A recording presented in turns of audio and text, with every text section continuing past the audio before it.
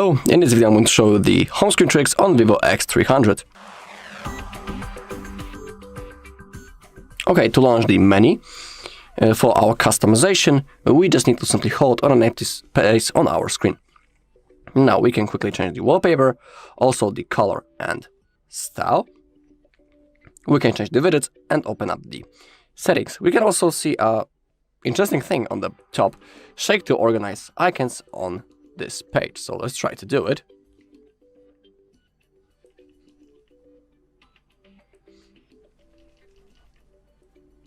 Okay, and you can see that they have moved into the top side of our screen. A pretty cool thing, actually. Let's go first into color and style. In here you can apply system and app UI icons, color, I'm sorry. In here you have possible colors that you can set, but you need to wait a little bit until they are applied.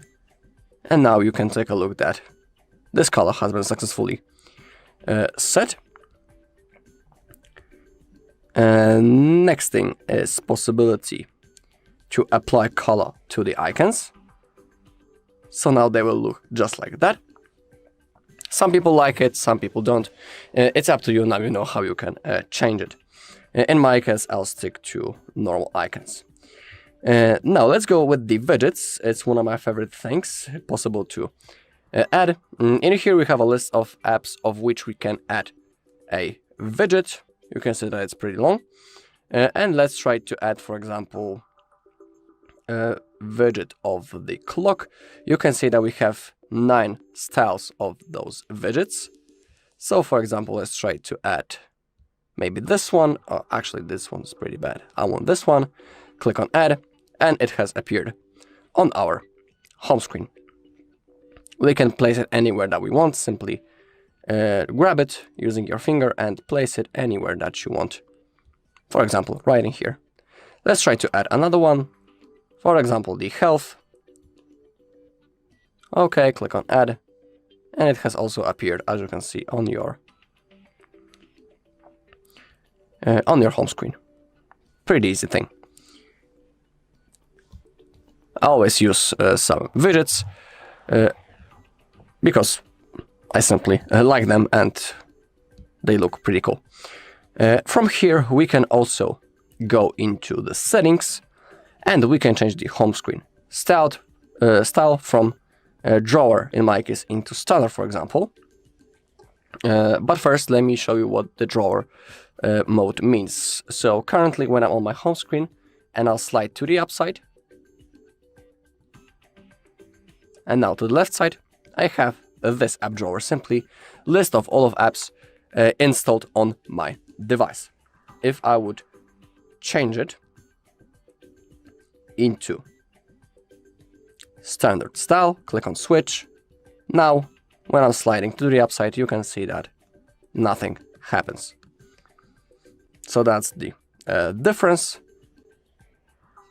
You just need to simply use the style that you want the most. I'll stick to the drawer. I'm a little bit annoyed that each time I need to open up the settings from here, so I'll do it from here and it will be much faster. Home screen, and now home settings. Okay, we can change the layout also. Down below we can see possible modes: 5:6, 4:7, or 4:6. We have also the sliding effects. We have shift, fade. You can notice on the screen a preview how each mode works. We have the press, we have the rotate, we have the merry-go-round, cube, another cube, and also the flip. So you can select the transition effect for yourself. I'll stick to the shift. If we lock layout, we won't be able to simply move any of our app and also anything on our screen. Sometimes it's good because let's say that we create our perfect preset. We have organized everything that we want in our way, and now nothing wrong will happen into our layout. Nothing will be moved by an accident. So sometimes it's good to have that thing enabled. For now, I will turn it off. Down below we have the icon autofill. Items in folders are still automatically arranged by default in icon mode. I have shown you shake to arrange icons. And basically that's all. We have also icon badges. We can keep them enabled or disabled. It's up to you. Down below you can change the display mode, dot or the number. In here down below we have a list of apps that supports the badges. Alright, and that's all in this video. Thank you all for watching. If you found this video helpful, please leave a like, comment and subscribe. Hello and welcome back to HardReset.Info. In this video I will show you how to fix battery drain on the Vivo X300. Let's begin.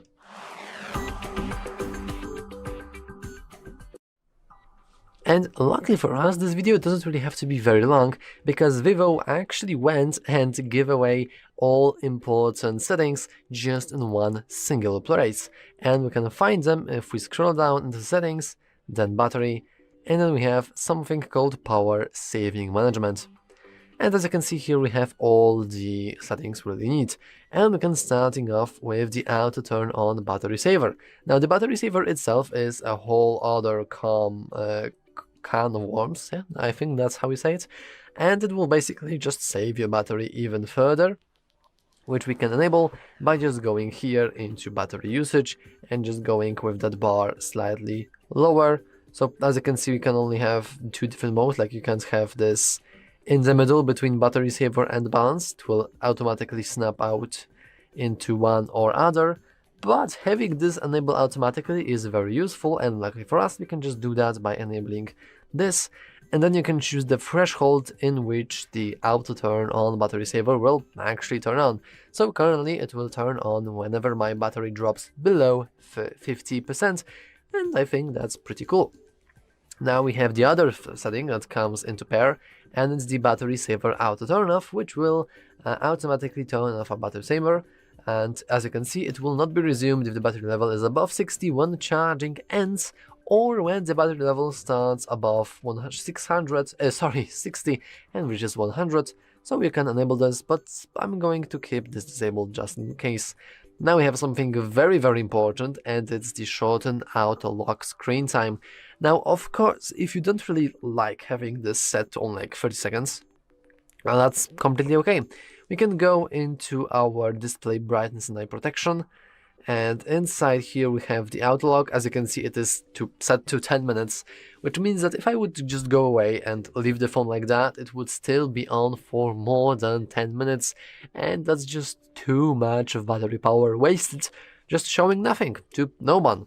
So I would advise you to keep that generally low. For example, 1 minute is usually okay, and it's usually enough, because, like, generally speaking, the lower the value here, the lower the battery usage. Anyway, we can go back to battery settings and saving management. So if you want, you can just enable this or manually lower down the values yourself. Now we have the reduced screen refresh rate, and this is something very, very important that many people miss, apparently. Because usually you have your refresh rate set between 60 and usually 100 or 120, but truth be told, if you're not used to it, you will probably not really see a difference. So if you enable this, not only will you still have a relatively fast response speed and just general great look of your device, but you will also have half the refresh rate, which means that your screen will get half the battery that it needs to, and the other half can be spent however you please, which is very, very cool.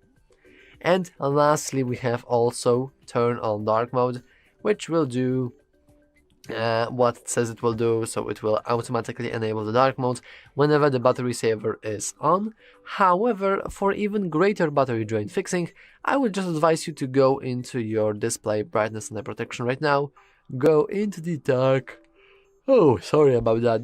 Dark mode settings. And we can just enable it in here, and we can also technically go into scheduled switch. So if you don't want, you can always make it so it's automatically changing. But like, why does it help with the battery? And that's actually pretty easy. First of all, whenever you input, sorry, what I'm talking about? Whenever you change the pixel brightness, well, every single white pixel, or just generally speaking, every single bright pixel is going to well, get used by more battery because it's just whiter, and yeah, it just needs to have more battery in order to display itself. However, we can, if we switch from light to dark modes, then majority of our pixels on our screen are darker, which means that they aren't really using as much battery as they used to before, and your battery is just literally fixed like this. Seriously. Technically, we could go even further by, for example, going into our background power control, and as you can see, you can manually make sure that, like, Facebook doesn't really do anything in the background. It's completely fine. But generally speaking, all of these settings should be enough to make your battery drain go away. Wait, well, that was actually a rhyme, was it? Nice. Anyway, that's all for this video. If you found it useful, make sure to leave a like and subscribe. And if you have more tips and tricks for battery drain fixes, make sure to share them down in the comments below. Anyway, that's all from me. Thanks for watching, and as always, see you next time. Bye. Hello everybody, welcome back to HardReset.Info channel. In today's video, I'm going to show you how to fix the low volume problem on your Vivo X300.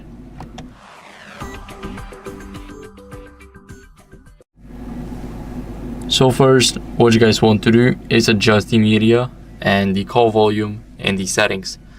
So, the call volume cannot be changed in the settings, but you guys can change it while being in an active call.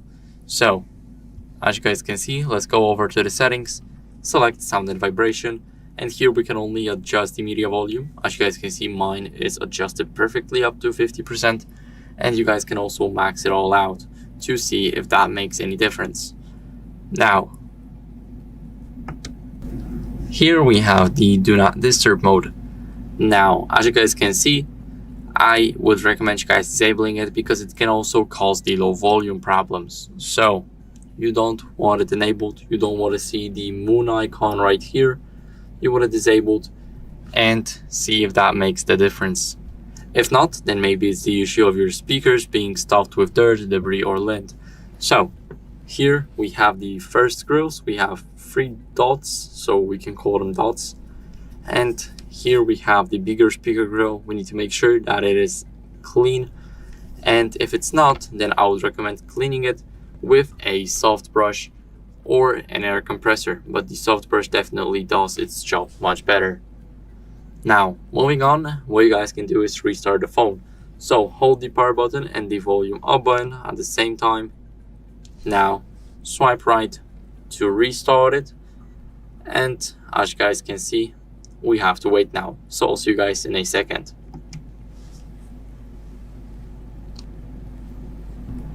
Now, after the restart, what you guys can do as a last resort is check for software updates.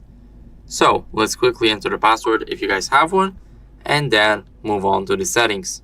Here we're gonna scroll down until we see the system update. It's almost at the bottom, and it will check automatically if you have the latest version. As you guys can see, I do, but if you don't, then you will see a button here to basically install it. So that's it for the video. I hope it was helpful. If it was, then leave a like, subscription, and a comment, and I'll see you in the next one. Bye. Hi everyone, in front of me I've got Vivo X300 and let me share with you how to virus scan your device.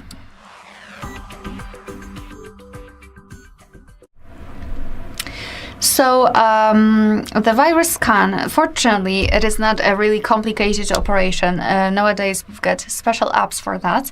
And fortunately, in this device, we've got it provided by the developer, so we do not have to download it. All you have to do is to open the list of all apps and scroll to find iManager. For sure, you've got one, try to find it. So just tap on it. And here we've got this option security scan, so just up. Now your device will immediately scan itself in order to find any kind of problems, viruses, malware, etc. As you can see, in my case, I've got some kind of system vulnerabilities, probably because I do not have a screen lock applied. Yes, exactly. That's what's the danger here in this device is. However, you can see the point of the security scan. It will scan basically everything, and after that it will show you the information, the results. Usually it will simply show you the green icon and say that everything is secure. However, if not, your device will also show you the steps which you should take in order to get rid of the risk, as like in my case, I have to set the lock screen password. Alright, so that will be all. Thank you so much for watching. Hello and welcome back to HardReset.Info. In this video, I will show you how to fix your auto brightness not working on the Vivo X300. Let's begin.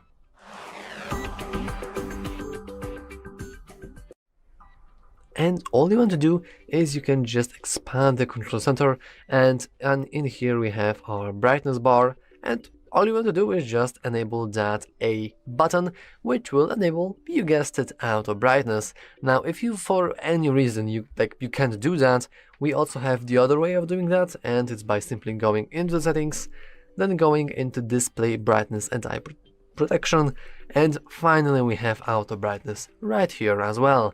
And if that still ain't working for like whatever reason, just make sure that your sensors here are pretty clean. I'm going to use some sort of microfiber cloth like this to give it a little rub, because in that camera lenses are hidden the light levels, or light sensors that are detecting light levels and accordingly then feeding that information into the auto brightness feature. Anyway, that's all for this video. Yeah, if you found it useful, make sure to leave a like, subscribe, and as always, thanks for watching. See you next time. Hi everyone, in front of me I've got Vivo X300, and let me share with you how to free up space without the need to remove apps.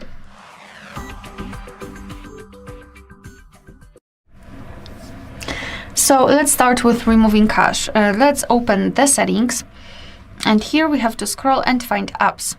Then let's go to App Manager, and this is the list of all installed apps, and what I highly recommend to do is to go through all of them and remove cache. So for example, let me go to iManager, tap on Storage, and here we've got this cache section. Simply tap on Clear Cache, your device will immediately remove it.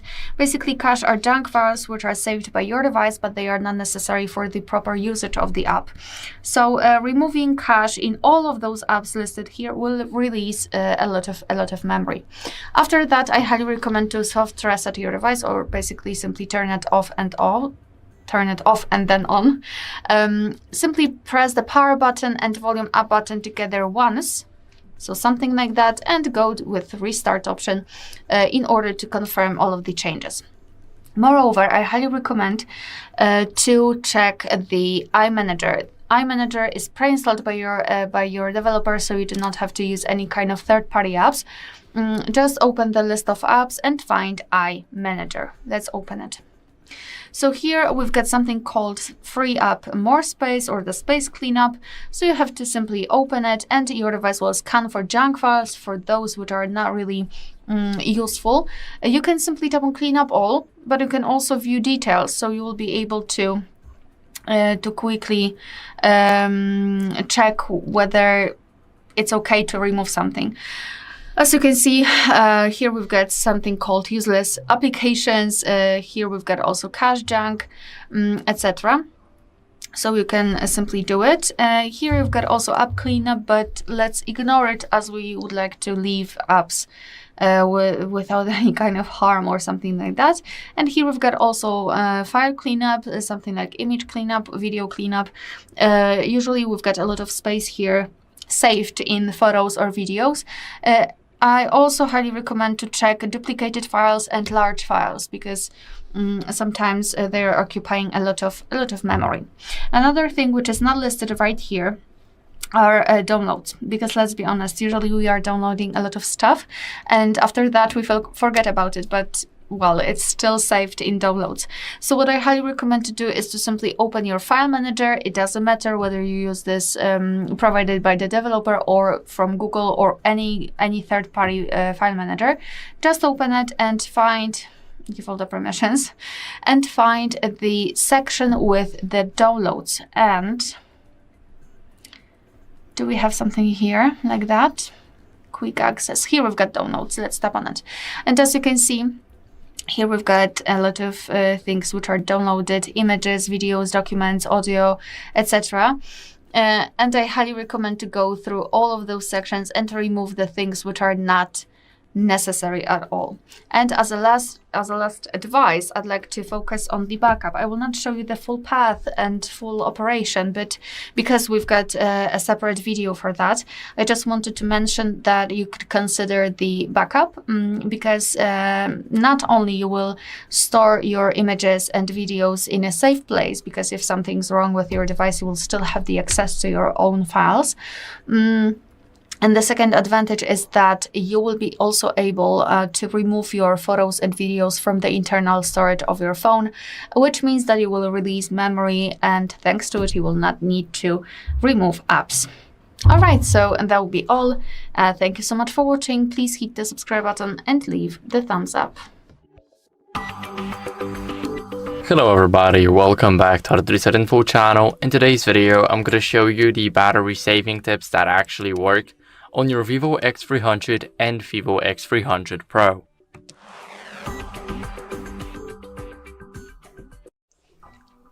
So first, let's enable the battery saver mode. So open up the settings app. Here in the settings, we need to scroll a bit down until we see the battery. It's right between the RAM and storage and ultra game mode. You guys can see it at the bottom of this section right here.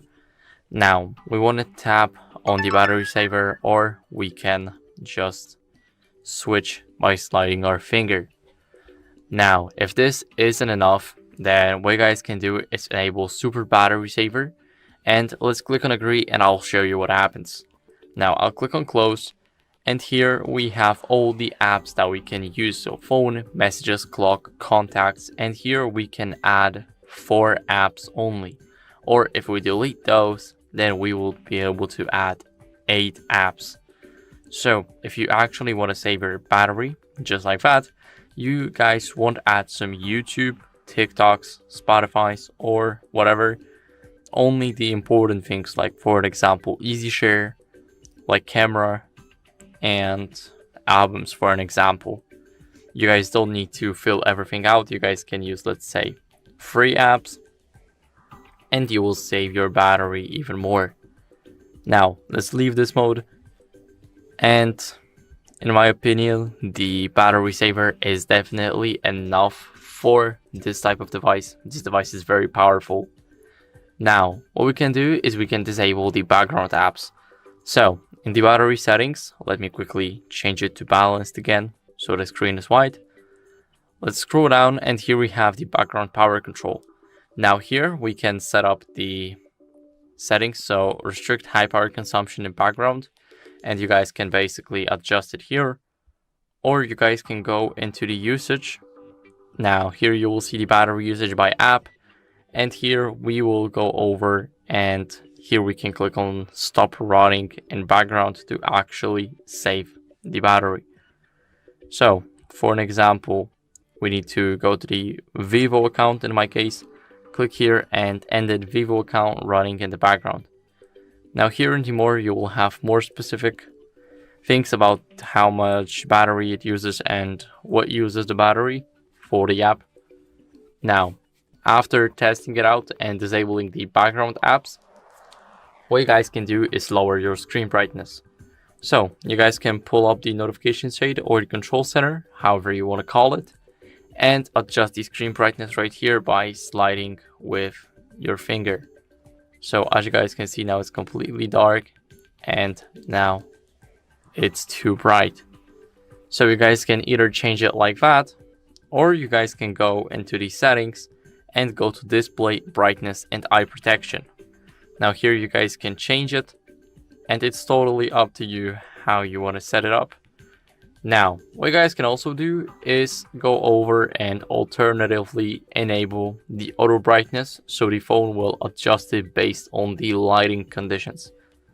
So you guys can enable it, and as you guys can see, I feel like this is perfect.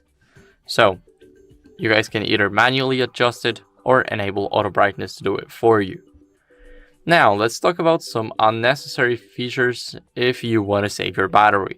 So for an example, Bluetooth, Wi-Fi, and location services can actually drain your battery, and if they are left on unnecessarily, then I would recommend you guys turning them off when you're not using them.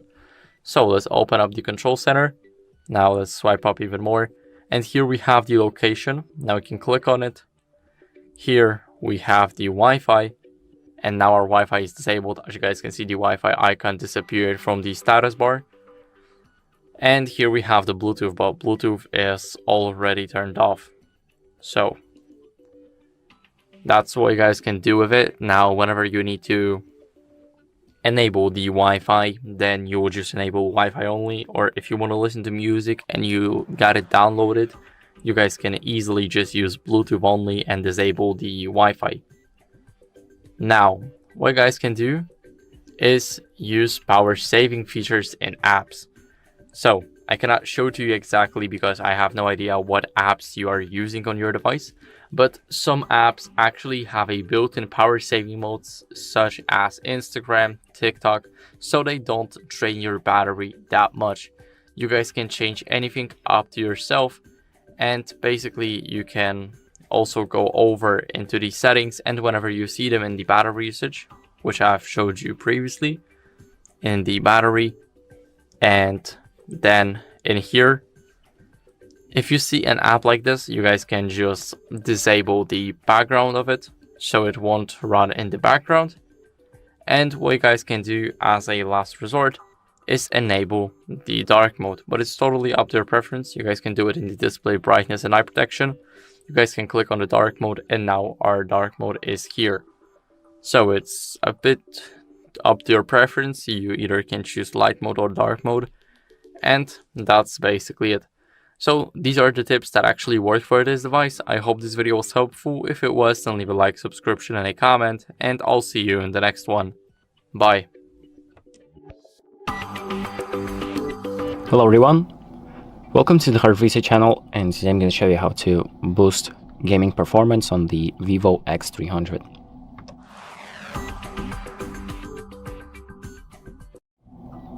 So if you want to boost gaming performance while playing games, there is actually a designated feature for that, and to enable it we're going to go to the control center and then extend it like this.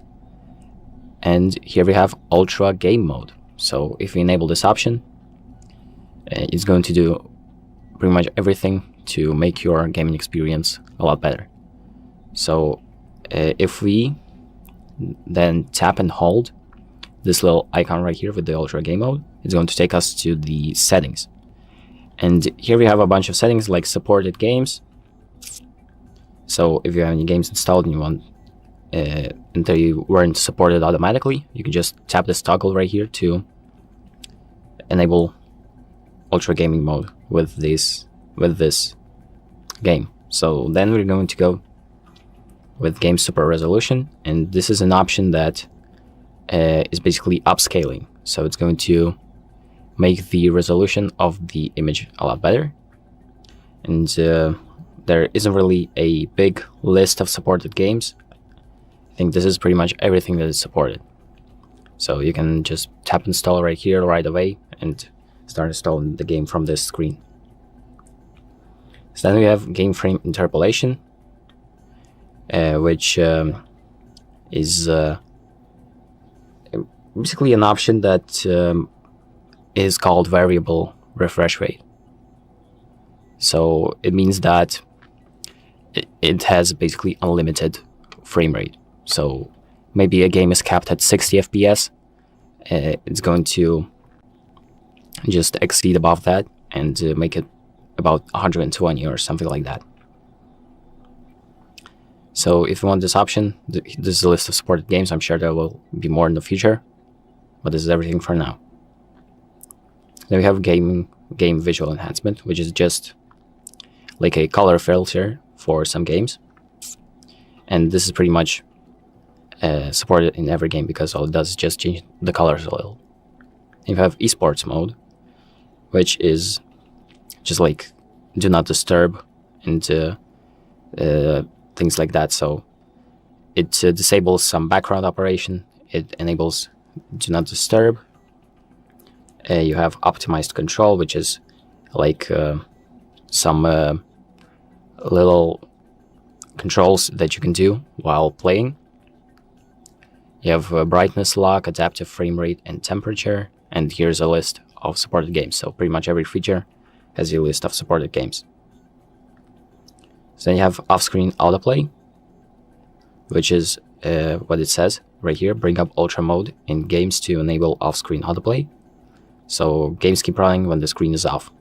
And that means, for example, when you turn off your phone and you log back in, and sometimes the game just restarts and you might lose progress or just wait a little to get back to playing. But this option prevents that.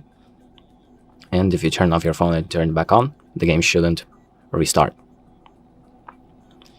So then down here we have game countdown, which is just this option right here. So if you are waiting during gameplay and switch the game to the background, the system will display the required waiting time in real life. So this is basically just an option for AFK games, or maybe like clickers where you need to wait for something and you can just turn the app off and it's going to notify you when you're actually ready to complete an action, which is actually pretty useful. Then you have control settings. So this is a setting that maybe turns up the sensitivity of the or turns it down depending on the game. Turns up or down the sensitivity of the screen of your touching. So then we also have the game sound quality and effects. So you can change the quality of sound, maybe like some surround sound. You can have ear customization options, which you can change for yourself. You have game picture-in-picture, which, for example, when you're playing, you can have a little window floating right here with a video or something like that. And then we have frame rate priority. So when frame rate priority is enabled, the resolution of the game will be reduced to ensure smooth gameplay. So it prioritizes frame rate over quality. So then we have screen mistouch prevention, which is also one of the important ones. So maybe you by accident slid like this and open up something during gaming. And if you want to prevent doing that, you can shrink trigger area in status bar or disable 3-finger screenshot. So just do both of these toggles. And that is pretty much it for the ultra game mode. These are all of the settings that you can play around with to increase the performance. And that's about it. So thank you for watching. I hope this video helps you, and make sure to like and subscribe. Hello everybody, welcome back to HardReset.Info channel. In today's video, I'm going to show you how to fix the ghostage problem on your Vivo X300. So first, if you got a screen protector just like me, and if you got a case, then I recommend you guys removing it, and let me tell you why. If you have a custom made case that is not made by the Vivo company, then that might cause issues, because whenever it's touching even a tiny part of the screen, as you guys can see, let me quickly hold my finger here, and now I cannot do anything with this finger. As you guys can see, it was because I was holding this finger right here, but now I cannot do anything on the screen. And basically that's what can cause the ghost touches, because the phone may think that you're doing something, and for example, you have a ghost touch right here, then you will just open up the camera over and over. So whenever you try to leave, sometimes you can just open a camera, or whenever you're in a keyboard overlay, then you'll simply click on the search button. So now moving on to the screen protector, if it's a poor quality screen protector, if it's not original or 100% made for your phone, then that might be the issue. Sometimes if they're poor quality or they misaligned, then that can already cause the ghost touches to appear. So we definitely do not want that. Now, as a last resort, what you guys can do is update your software to fix any touch glitches. So click on the settings, and now we need to scroll all the way down until we see system update. Here it will check for the software updates automatically. As you guys can see, I have the latest version, but if you don't, then I recommend you guys updating it, as it can fix a lot, including the ghost problems. So that's it for the video. I hope it was helpful. If it was, then leave a like, protection in the comment, and I'll see you in the next one. Bye. Hello everybody, welcome back to HardReset.Info channel. In today's video, I'm gonna show you how to fix microphone not working on your Vivo X300.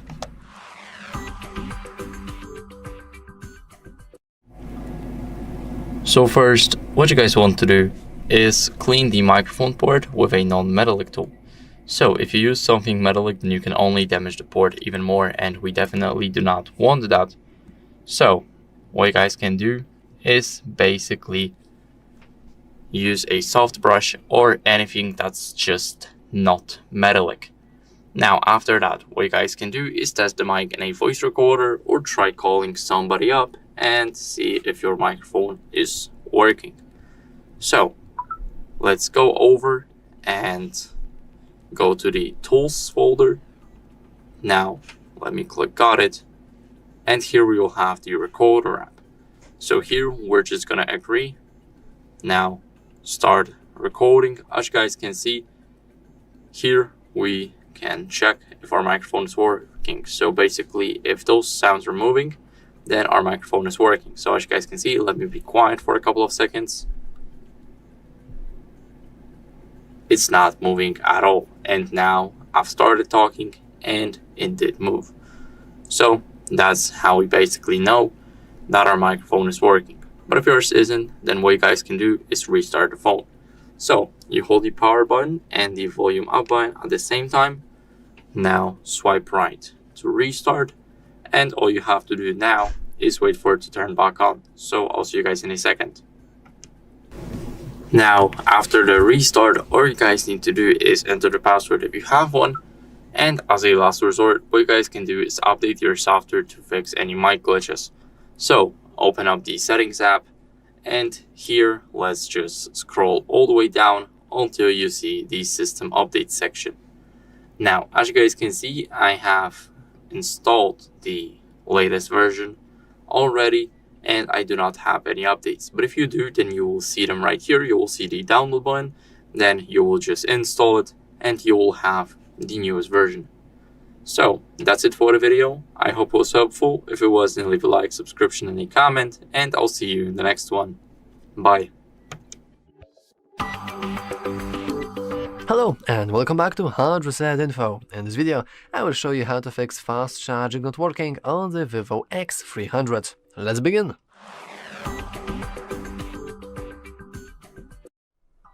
So first of all, you want to go into settings, then scroll down a little and enter battery.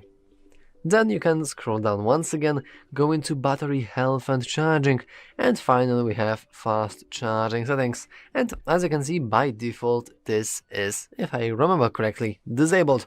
So you want to just make sure that it's enabled, and now your fast charging should be working without any issues. Also, if you have troubles with fast charging but the wireless one, make sure that this is actually enabled and we know where the location is, so you have just easier time using the setting. But that's basically all for this video. If you found it useful, make sure to leave a like, subscribe, and as always, thanks for watching. See you next time. Hello everybody, welcome back to HardReset.Info channel. In today's video, I'm going to show you how to easily fix no sound during calls on your Vivo X300.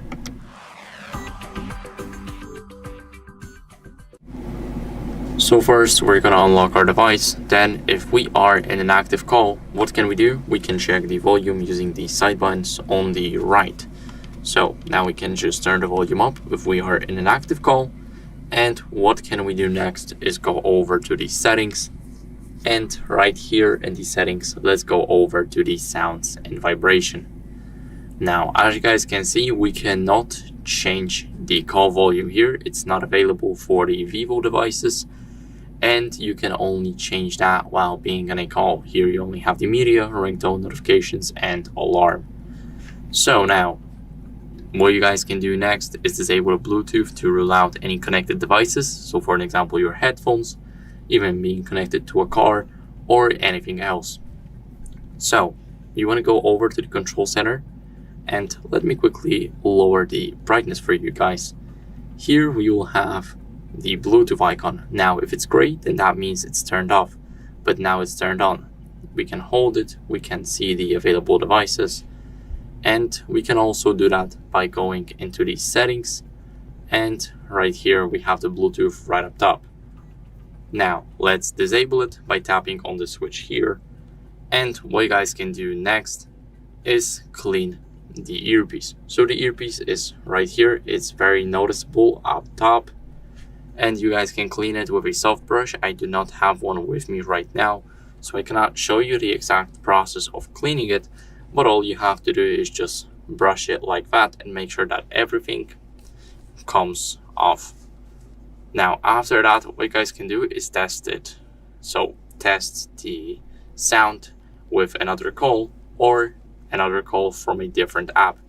So if you've previously used the phone app right here, then maybe it's time to check, for an example, WhatsApp, Instagram, anything that supports the call system. What you guys can do next is go over to the control center here and click on those two dots. Sorry, not the two dots, but the settings. Here we want to swipe down and go over here to system updates to make sure that we are running the latest version. Now, as you guys can see, this phone is practically new, so of course it will have the latest version, but maybe when you need this tutorial in a couple of months, there's a new update, and you can check it just by clicking here. It will check automatically, and what you guys can do next is restart the smartphone. So let's hold the power button and the volume up button at the same time. We will see this animation, and we're gonna swipe right to restart it. Now all we have to do is wait, and I'll see you guys in a second. Now after the restart, let me quickly enter my password, and now our phone should have fixed the issue with the no sound during the calls. So that's it for the video. I hope it was helpful. If it was, then leave a like, subscription, and a comment, and I'll see you in the next one. Bye. Hello everybody, welcome back to HardReset.Info channel. In today's video I'm going to show you how to fix headphones not detected on your Vivo X300.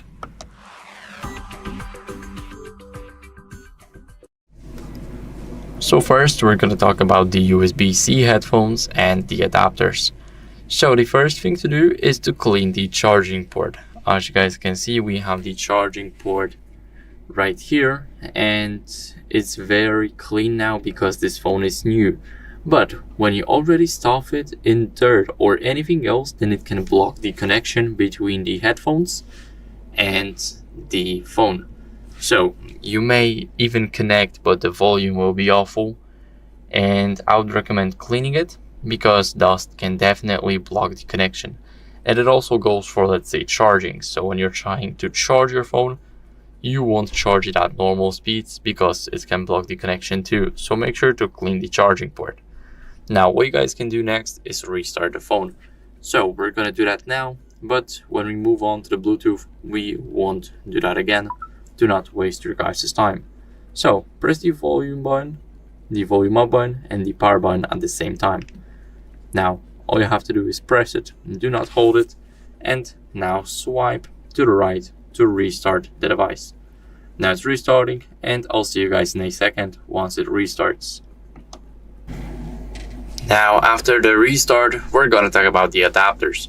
So if you're not using an original one or a certified adapter, then I would recommend you guys starting using it, because some cheap adapters, or if they are just poor quality, the price doesn't matter, the quality does. So if they are a poor quality adapters, then that can already cause some issues because they can break down anytime. So you definitely want to use an original or a certified adapter for your device. Now, what you guys can do is try and test another pair of headphones for the USB-C users. Now, if everything's okay, then maybe the problem is with the phone or the headphones. So if everything's okay with the headphones and they work on another device but they don't work on this one, then that might be the issue of the charging port either being too dirty or many other things. But we'll get back to that later. Now, we're gonna go and update our software, but we're gonna do that in the Bluetooth section. Do not do that twice. And now, if you're using the Bluetooth headphones, the first thing I would recommend you guys to do is turn the Bluetooth off and on. So let's unlock the device. And here we just need to go to the settings. In the settings, let's go over and click on Bluetooth. Here, as you guys can see, it was disabled, now it's enabled, but we're gonna restart it right now. So tap on the switch until it turns gray. Now tap on it until it becomes blue and you see some available devices. What you guys can do is forget and repair the headphones if they are already connected, and you basically repair them again with the phone.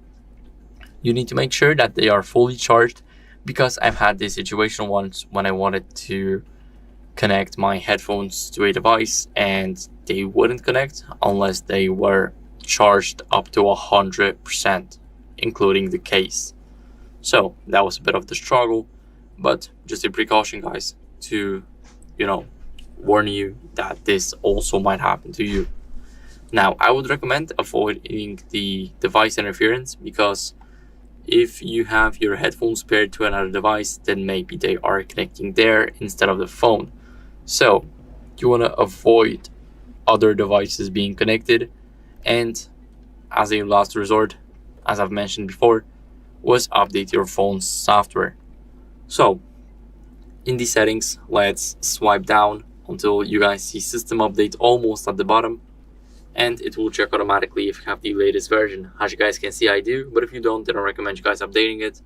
And that's it for the video. I hope it was helpful. If it was, then leave a like, subscription, and a comment, and I'll see you in the next one. Bye. Hello everybody, welcome back to HardReset.Info channel. In today's video, I'm going to show you the display settings you should change now on your Vivo X300 and X300 Pro.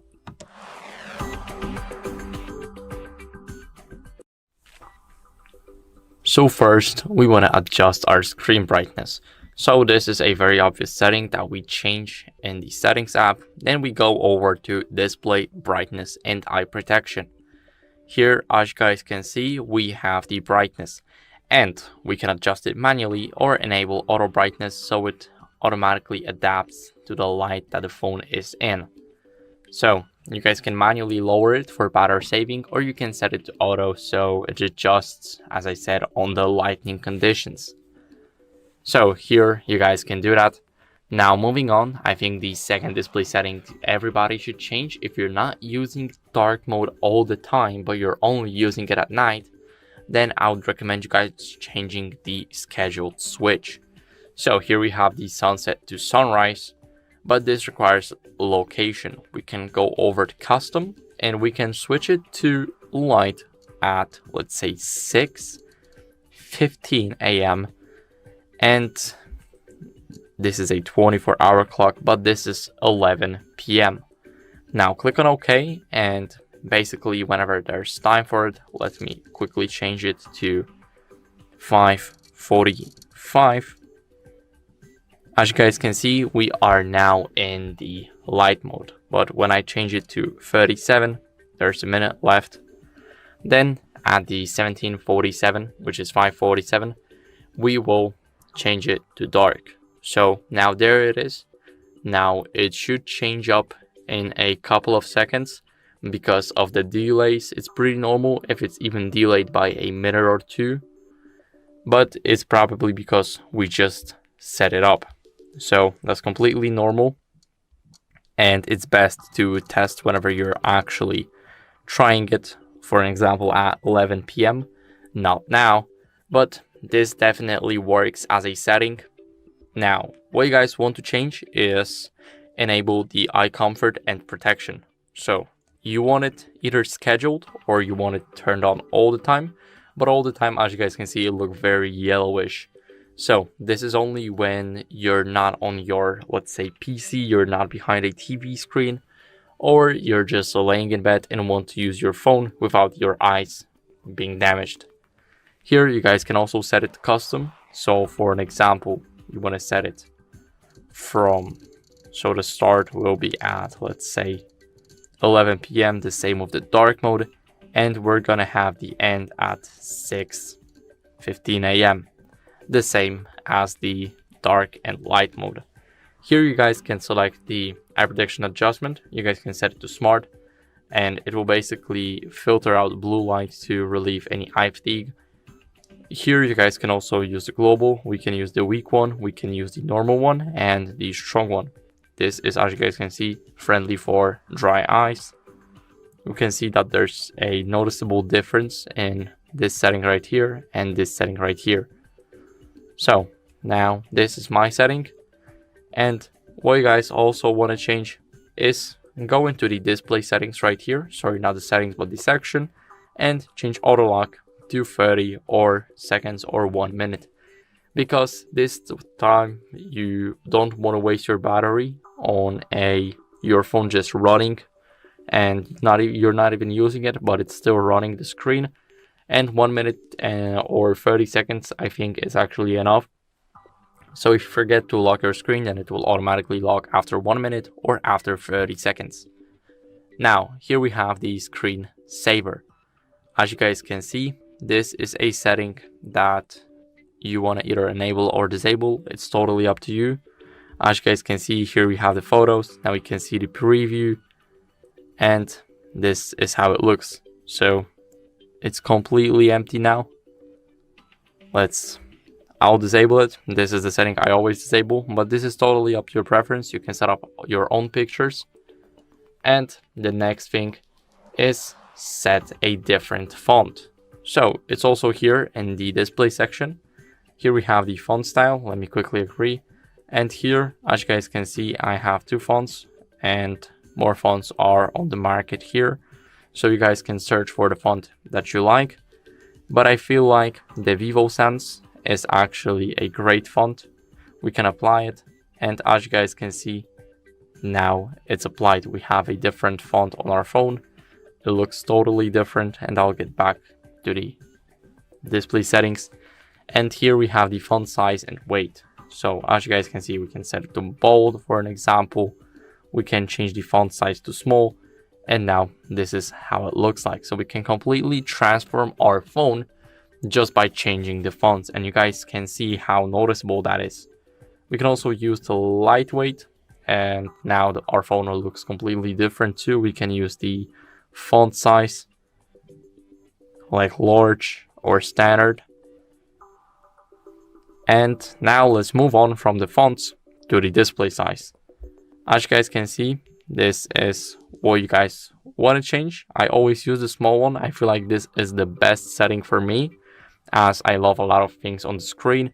And with the large settings, I basically just wouldn't have that. So the small looks like this. Of course, it also looks different here.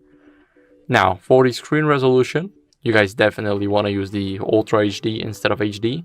As you guys can see, you will get a sharper display, and by changing to HD, you will have a longer battery life. So only if you're actually in a situation where you need to save your battery, then you can change it. But I would recommend running the Ultra HD all the time. Now for the screen refresh rate, you definitely want to change it to either smart adaptation or high, because whenever you're not using your phone, just like now, the screen is at 60 Hz, but whenever I start moving, then it's at 120. So we get a smoother motion and we get battery saving right when we're not using our phone. But whenever we set it on high, then now it's also 120 and our battery is just getting wasted. So smart adaptation it is. Now what you guys can do next is go over and check the display in full screen and display on top. Here you guys can change it up to your personal preference. Now display in full screen, as you guys can see, apps already adapted won't appear in the list. So this is only for apps that are not adapted. You guys can enable or disable, for an example, Netflix here. This is the only app that I have here because this phone is fresh and it doesn't have many apps installed. And here we have display on top. So here you guys can change it to, let's say, auto fit, and as you guys can see, it will judge automatically whether to avoid the front camera area to display themselves according to the content showing on their interfaces. So here we have the display front camera or hide front camera. So it's totally, as you guys can see, up to us. We can adjust it for, let's say, YouTube. So whenever I open up the YouTube, now let's click on allow and click on accept all. Let's change it to YouTube to hide front camera. And as you guys can see, it's totally different now. So this is what you guys definitely want to change for some apps, because some apps just do not fit perfectly. And this is not only for this device, but I've also had it on the iOS and I couldn't change it, but here you guys can. So this is definitely a better customizable phone. So what you guys want to do next is have fun with your device, because we are done. That's it for the video. I hope it was helpful and I hope those display settings helped you get your way with the phone. And that's it. I hope it was helpful. Leave a like, subscription and a comment, and I'll see you in the next one. Bye. Hi everybody, welcome back to the HardReset.Info channel. In today's video, I am going to tell you how you can easily fix when your PIN in your Vivo X300 is not accepted, and how to fix that.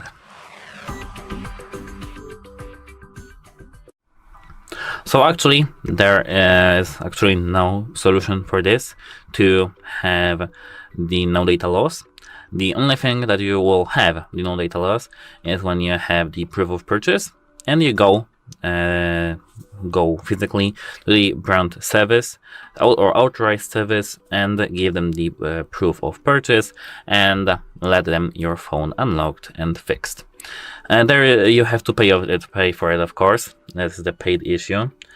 So yes, and this is the only way to have the recovery your phone without the data loss.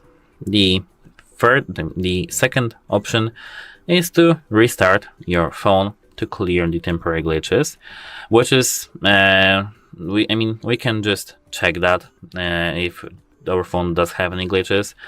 To do so, hold the power button and volume up button and swipe right to restart. This should fix our issue from time to time, because of course phones are the technology that is without any problems. Every single phone has its own problem, and yeah, that might be an issue on this phone, like not specifically, but it may occur sometimes. Don't worry. This is only a technology. Everything can have its own problems. Can have. Now, as you can see, it still doesn't. So what to do now? The only thing is that we'll have the data loss. To do so, first we need to go to the recovery mode and factory reset our phone. To do so, we have to hold the power button and the volume down button until you see the phone goes off. And when you see it goes off, replace. Wait a moment. Let's do this again.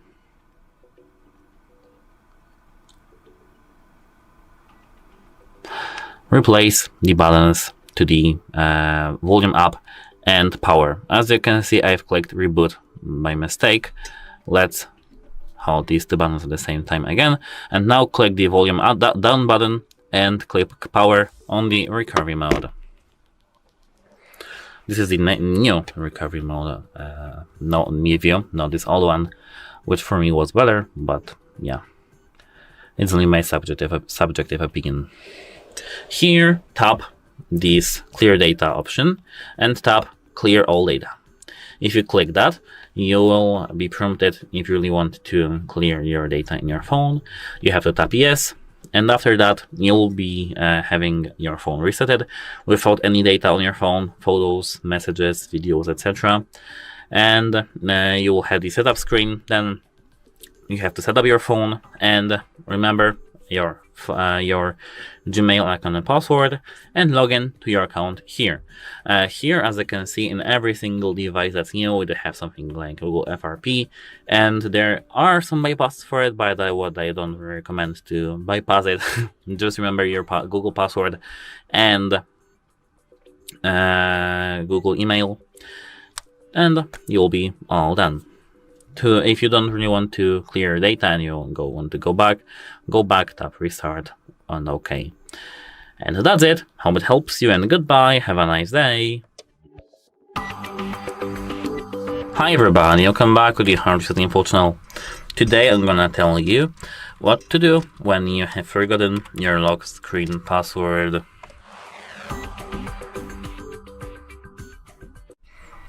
So actually, here we do have wait a moment, something called, when we enter our password wrong a few times, we do have something like here, forgot password. If you tap it, as you can see, the only thing that you can do is to factory reset your phone. If you don't want to reset your phone, you can easily go to this website, vivo.com/en/password, to contact their after sales service when you don't want to lose your data. So contact them and they will do their job. But if you don't care about your data, what I do recommend is to do a factory reset. To do so, hold the power button and volume down button until you see the phone goes off. Now replace the volume up with the volume up, and we should see this menu. Click the volume down button and click power button to confirm going into the recovery mode. As the name says, this is the mode to recover our phone from every single error.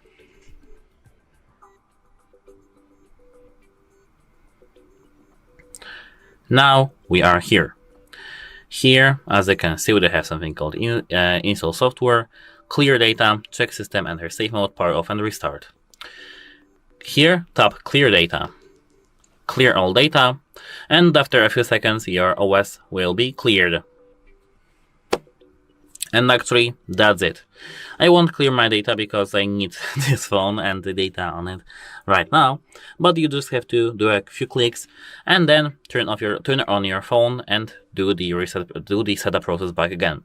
Of course, you have to remember your password to your Google account that you have added previously to this phone to do the setup process. This is something called Google FRP. This is something that all phones have currently, and you can't. I mean, there are some bypasses, but it's very difficult to find the bypasses for the latest, as you can see, phones, as this one. And yeah, actually that's it. And you have to just enter your email and password to recover the access to your phone.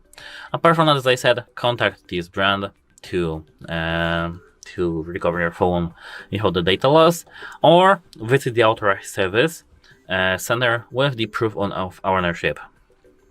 The proof of ownership is the most important thing that you may have, because when you want to unlock the phone without knowing its password, it looks like it was stolen, and it's very difficult to have your phone unlocked when it's stolen.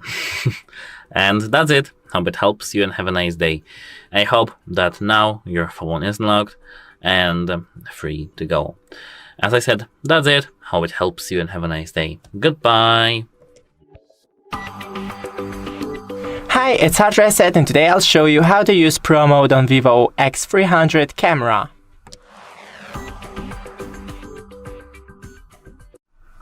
So first, go into our camera, scroll to More and then Pro, and we have a couple of options right here. The first one is exposure, so it's just the brightness of our photo. Then we have ISO, shutter speed, white balance with a couple of options right here, and the manual. And right here we have the focus. Thanks for watching, don't forget to leave a like and see you in the next one. Hello everybody, welcome to our channel. Today I'm going to show you how to use an AI to search items using a ChatGPT. So basically, if you want to use an AI, I'll show you how to do it step by step. So there is two options. The first one is to download an AI app from the Play Store. To do it, open up your Play Store and, for example, look for a ChatGPT. That's a nice AI app. Look for exactly this one from OpenAI with 4.7 stars review and download it. You'll need to wait a little bit and that's it. Open it up and you're in a ChatGPT app and you can ask any question. For example,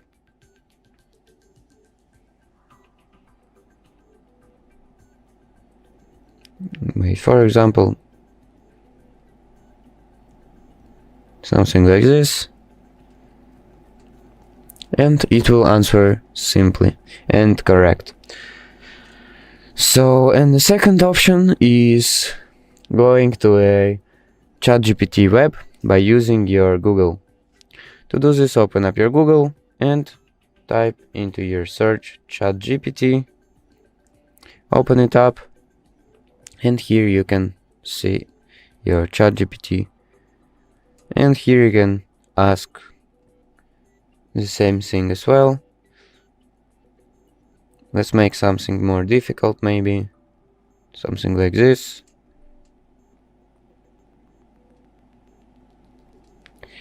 So as you can see, it can help you solve mathematics, it can answer your school questions, it can answer your home questions like how to cook something, or it can help you with setting up your phone or something like this with any games. It can give you any advices you'll need. So basically that's it. That's how you use an AI. So thank you for watching and subscribe to our channel for more. Hello everybody, welcome to our channel. Today I'm gonna show you how to link Google Assistant to your power button on your Vivo X300. So if you want to open Google Assistant using your power button instead of saying "Hey Google" or opening the app, I'll show you how to set it up on your Vivo X300. So starting off is opening up your settings like this and scrolling down to shortcuts and accessibility. And here you can see power button. Press and hold the power button to launch power menu or launch Google Assistant. So I choose the launch Google Assistant and just hold the power off button. And as you can see, Google Assistant is working perfectly right now. So basically that's how you enable this feature. So thank you for watching and subscribe. Hello and welcome back to HardReset.Info. In this video I will show you how to improve battery life for Vivo X300. Let's begin! First, you want to simply go into your settings. Then you can scroll down a little and enter battery. Now, in here there are a couple of options that I would strongly advise you to enable, just so you have a nicer way of extending your battery life. First of all, we can go into battery health and charging, and here we have optimized battery charging. We can go in there, and here we have our charging upper limit, and as you can see, we also have the optimized based on habits enabled. So you can like copy these things, but there is one thing I would change, and it's to lower the charging limit to about 19%, for example. Now, as you can see now, the based on habits option is unfortunately disabled, and we can read that when the custom value is set to this value, the smart optimization feature will not take effect, and to accurately display the battery status and level it, we may charge it to 100%. So, if you really care about your battery, technically we can like lower this down to even 70%, and now our battery will never exceed that amount whenever we charge it. However, if you trust Vivo with their work, and they're doing pretty well phones, so I would say that I can trust them, we can lower it, we can make it so it's 100%, and then we can just enable optimize based on different habits. And also we can go into other charging tips, and you will see that whenever we unplug the power supply, we want to, well, unplug the power supply when the battery is fully charged. You want to charge at room temperature and in a dry environment, just so our battery has a nicer way of, well, existing. And finally, we want to avoid using our phone for long periods while it is charging. And if you really do all of these, then your battery life will be extended very, very further. Other things that you can do? Well, technically, yeah, we can go down here, and as you can see, by default we have the fast charging disabled, at least I believe so, and technically nothing really will happen if you have this enabled. However, if we do have this enabled, then our battery temperature will get probably much higher, which technically leads into shortened life spans. Do I really trust this? Maybe, and if you really care about that, you could disable this, but many people just care about having a functional and, most importantly, fast battery. So if that's your goal, make sure to enable this, but I'm personally going to keep that disabled. And technically that is all. We also have the cycle count and battery production rate also and here we have the current capacity of our battery, which is pretty good. And as you can see, we have the rechargeable batteries are consumables. The capacity of a battery will gradually decrease with use over time. Battery loss varies based on usage patterns and environmental conditions, and we can try the following solutions to slow down battery loss. And as you can see, this is all I've mentioned before, plus some additional things. If you want to, you can really pause the video and read it yourself, because I don't really think there's enough reason for me to read it. Like, you have the charging settings, which I just showed you earlier. We have use and maintenance, and finally we have testing and repair, and there isn't really much to talk about here. And yeah, make sure to leave a like and subscribe if you found this tutorial enjoyable, and make sure to leave down in the comments below some tips and tricks about extending battery life on your Vivo device. Anyway, that's all from me. Make sure to... oh, I already tell that. Oh yeah, I just wanted to tell you that you're awesome for watching our videos. Yeah. Anyway, that's all for me. Well, see you next time. Bye. Hi, it's HardReset, and today I'll show you Vivo X300 battery saving tips that actually works.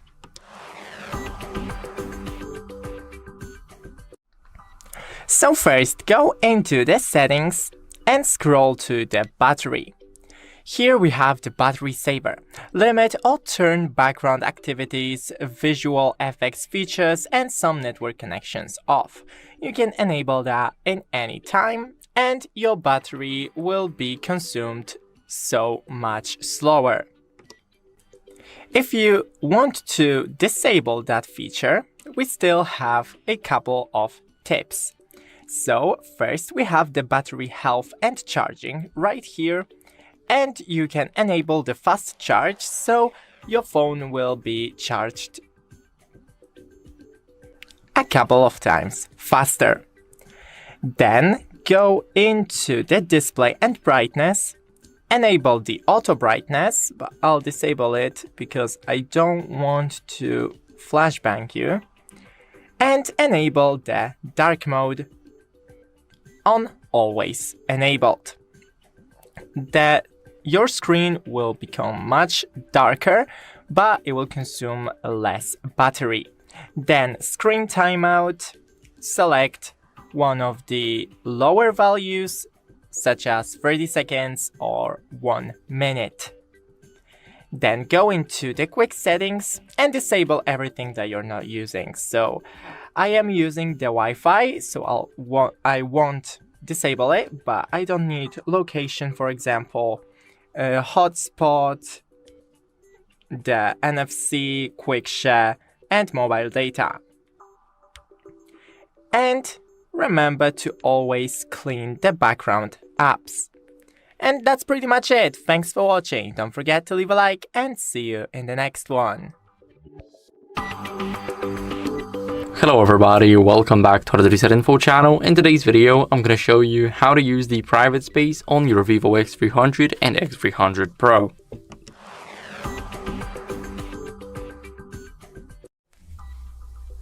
So first, we're going to start off by going into the settings.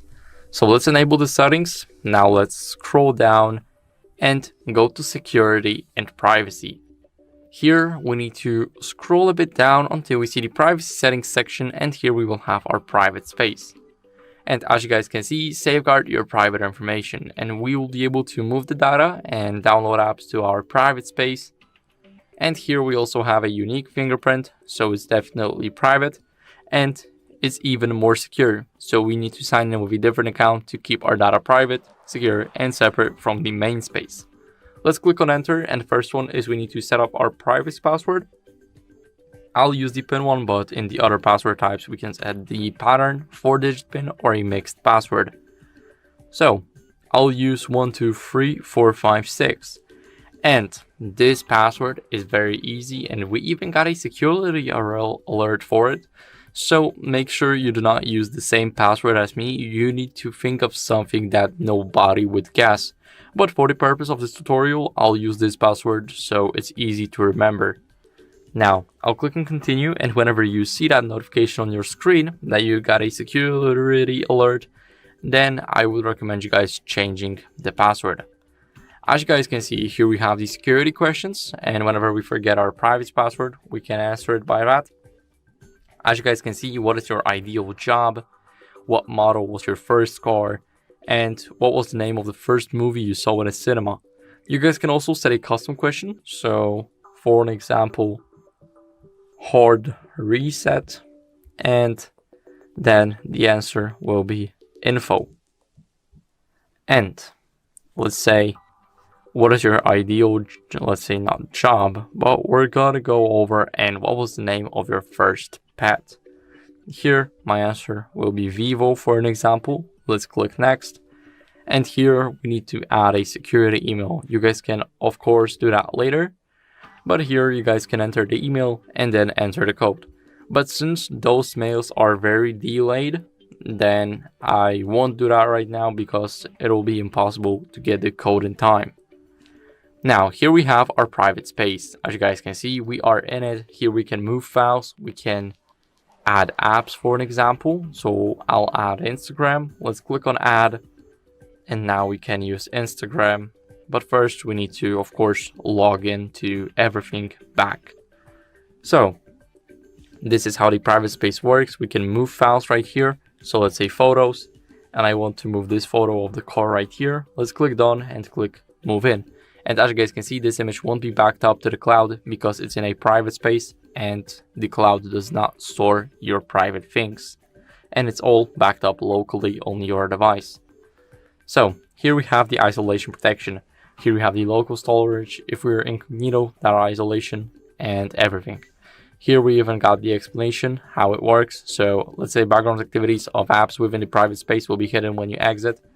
And here we have the privacy password, the fingerprint verification. If we want to enable it, here we need to enter our privacy password, and we can add it. But first, of course, the security email, so I won't be able to do that now. Here we have the privacy control, like entrance settings. And here, as you guys can see, we can swipe left from the dock. We can lock screen unique fingerprint. And we can also disable or enable reset background apps, entrances from other apps like File Manager and Albums, and entrance of moved files. Here, as you guys can see, we have the permission control. We can enable or disable the Wi-Fi now. We can also do the same for the microphone and the camera. And here we have our storage. Now this is the available space, and used by private space we only use 1 GB, so it's nothing. But the Instagram is right here, so of course it's 900 megabytes. And now what we can do, we can add more apps or we can remove the files. So for an example, we want to remove this picture right here. And here in Albums, we can see that this picture is on our private space. So now, this is how you guys can use it. If you want to exit it, you just click here and you will be moved to the main screen. That's it for the video. I hope it was helpful. If it was, then leave a like, subscription and a comment, and I'll see you in the next one. Bye. Hi everybody, welcome back to the HardReset.Info channel. Today I'm going to tell you how to fix the face unlock when it's not working on your Vivo X300.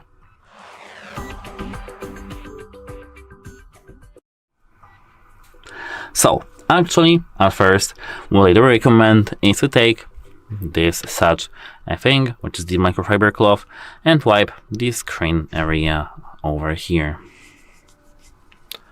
This should fix your issue.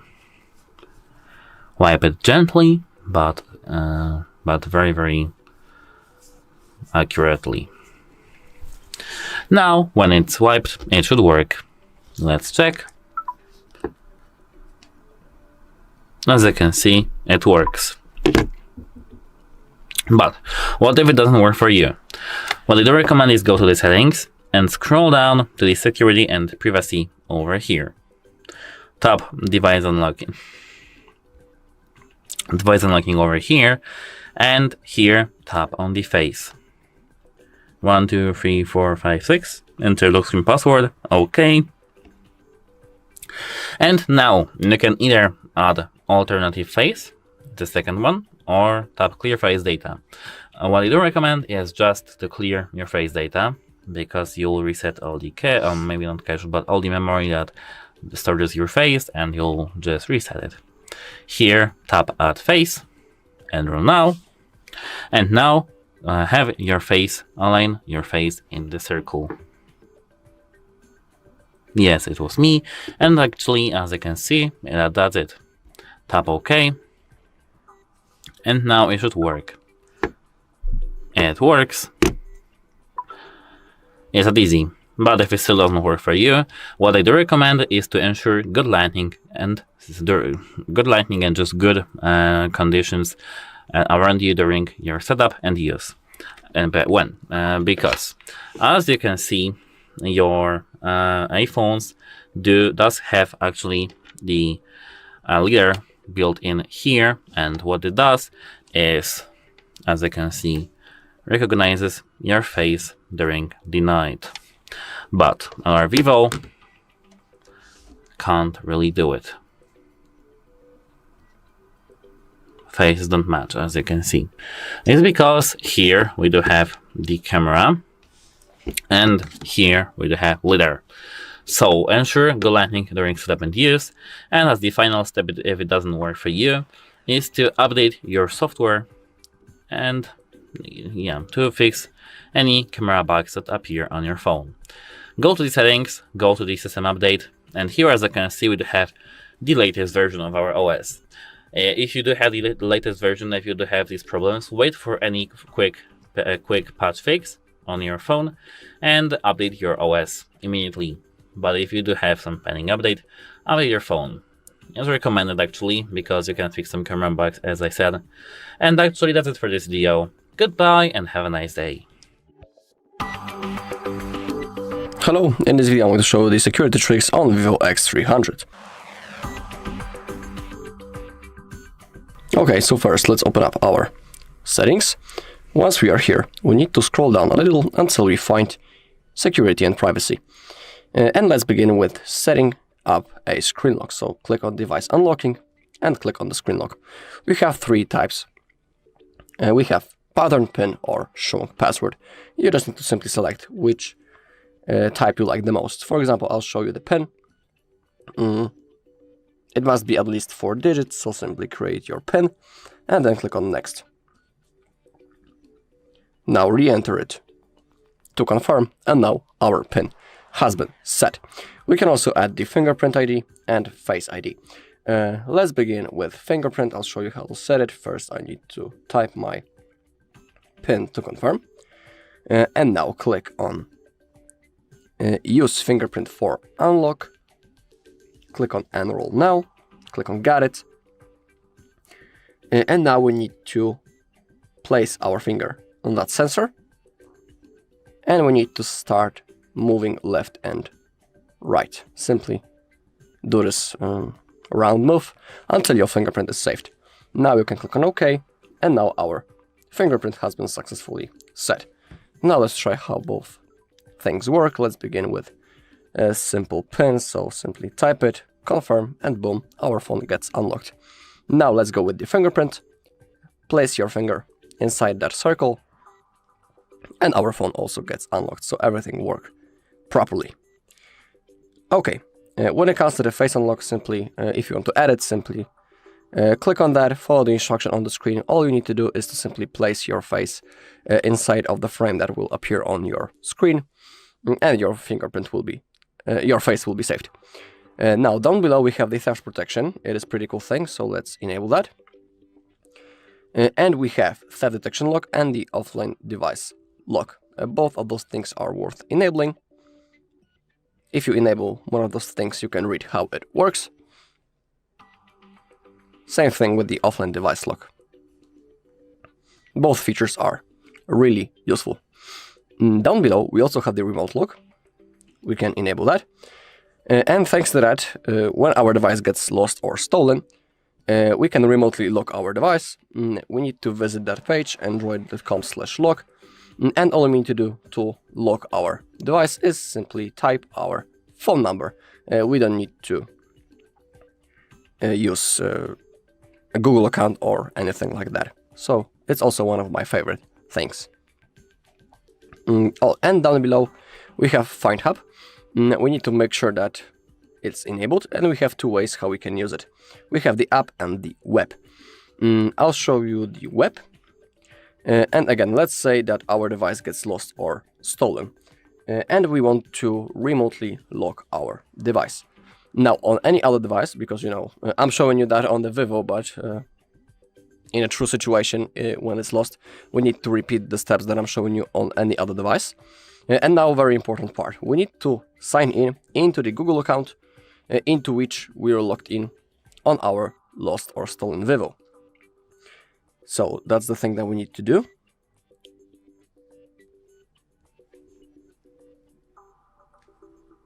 Okay. As you can see, we have our device right in here, and we can remotely lock it. Currently, those options doesn't appear because I'm using this device. So for example, I'll show you that on the Vivo V60, you will have something like that. We can remotely secure our device. And if you click on the settings button, you can even perform a factory reset remotely. Also really cool thing. So no one will have access into our data. Okay, let's go back. Now let's go into account security, and let's click on Google account security first to see is everything okay. In here you'll be able to see some suspicious activity. Currently, as you can see, in my case, everything is fine, so I don't need to do anything. Okay, same thing with the Vivo account security, but currently I'm not even logged in. But when it comes to the Vivo account, we don't have many features in that, so that is why I'm not logged in. Let's go into app security, and let's click on Google Play Protect first. Let's perform a scan in search for potential threats. Okay, everything is fine. If something will be wrong, simply follow the instruction on the screen. It's always also good to manually perform that scan from time to time. Okay, same thing with the security scan. Click on agree. Click on agree once again.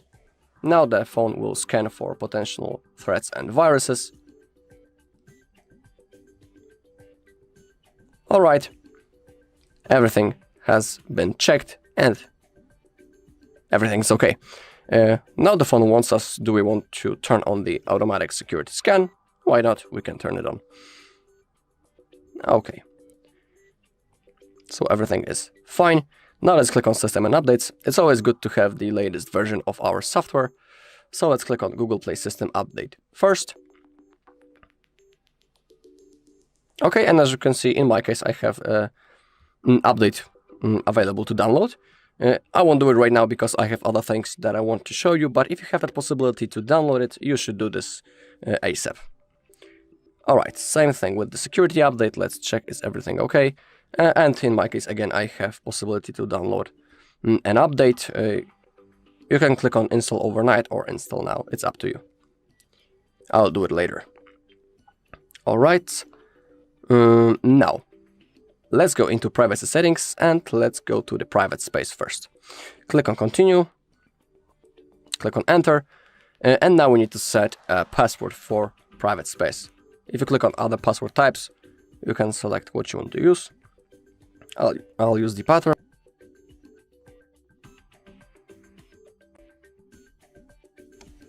Now we need to verify it. Now, we need to set 2 security questions. You can pick the question from the list or select a custom one. It's up to you. I won't change anything. I'll simply add really easy answers. You can also add security email address. It will be useful if you forget your privacy password. You'll be able to reset it. For now, I'll skip it. Okay, and now we have our private space. In here, you can simply add some files that you would like to protect. In here, we have move files. We can add photos, documents, audio files, archives, APKs, and other files. So we'll be able to keep them in here, in a private space. If you want to exit this mode, simply click on exit. And if you go to the upside, I just need to find where it's possible to launch the private space, because it didn't tell me actually. Where can I do it? So let's get back into the settings, private space. We can also enable our fingerprint to launch the private space. Okay. Unfortunately, I think that the only way to launch it is by the settings. So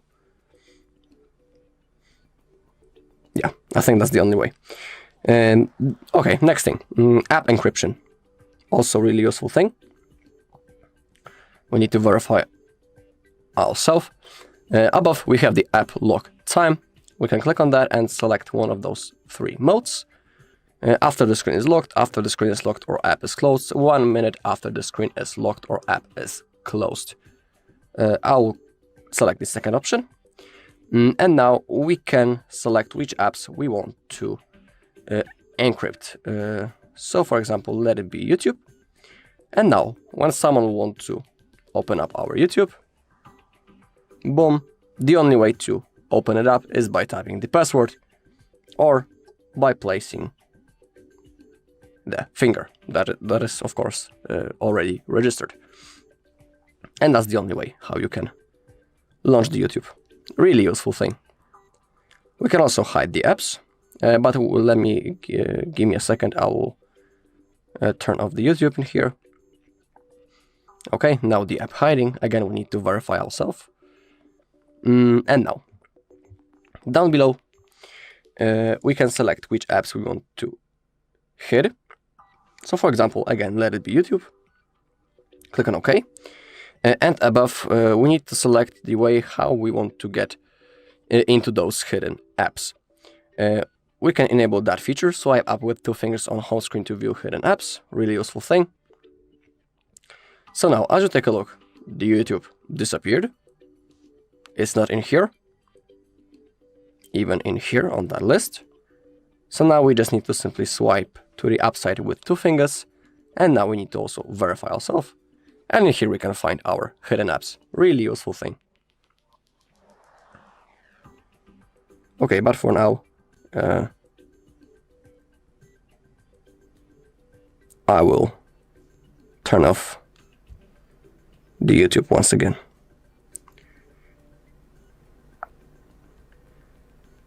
Okay. Also, if you want, you can download some third-party apps from the Play Store that can help to boost your security level. I'm talking about anti-viruses apps. But remember that before downloading anything, it's always good to simply read the reviews about the app.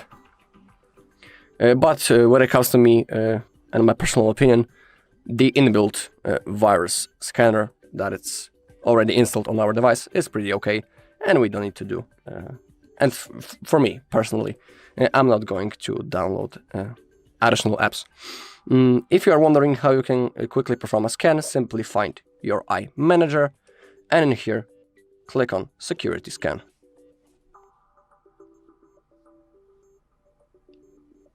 That's how you can do it, really quick. Alright, and that's all in this video. Thank you all for watching. If you found this video helpful, please leave a like, comment, and subscribe.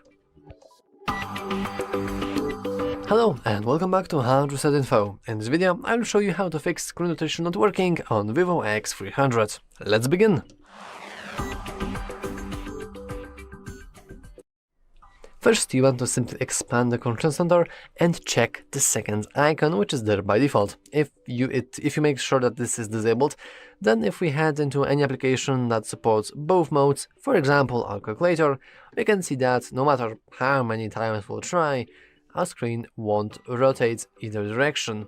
However, if you would expand the control center once more time and then make sure that this is enabled, we can see that now, well, it still doesn't work because I missed the button. Now everything is working without any issues whatsoever. However, there is still a slightly chance that you might have some hidden bugs, and in order to clean your phone from any bugs like this, you can just simply turn off your device, and you can do that by pressing and holding the power button.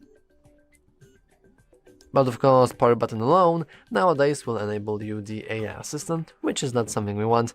Instead, you want to go and press power button and volume down button at the same time, if I believe. Or power button and volume up button, because yeah, it's volume up button, sorry.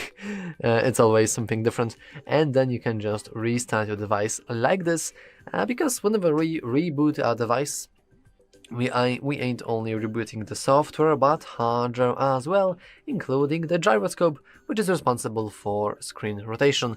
And while my Vivo here is restarting, I can also tell you about one more thing only, and it is the fact that not every application actually supports both portrait and landscape mode, and I believe that the best example for this are of course the games.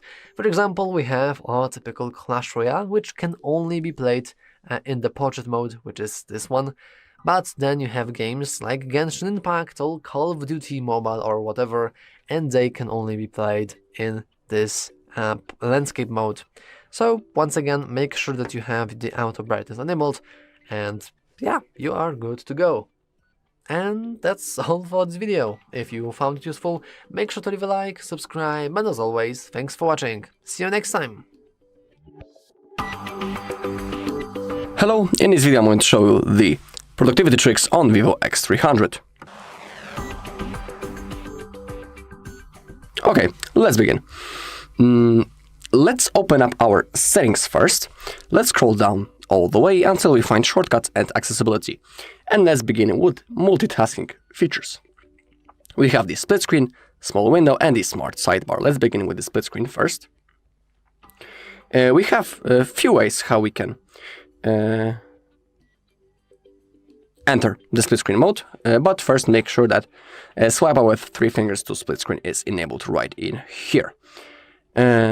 Now, let me show you how you can do it. I won't show you all of those options. I'll show you, in my opinion, the best ones and the fastest ones how to do it. Also, I'm using the three buttons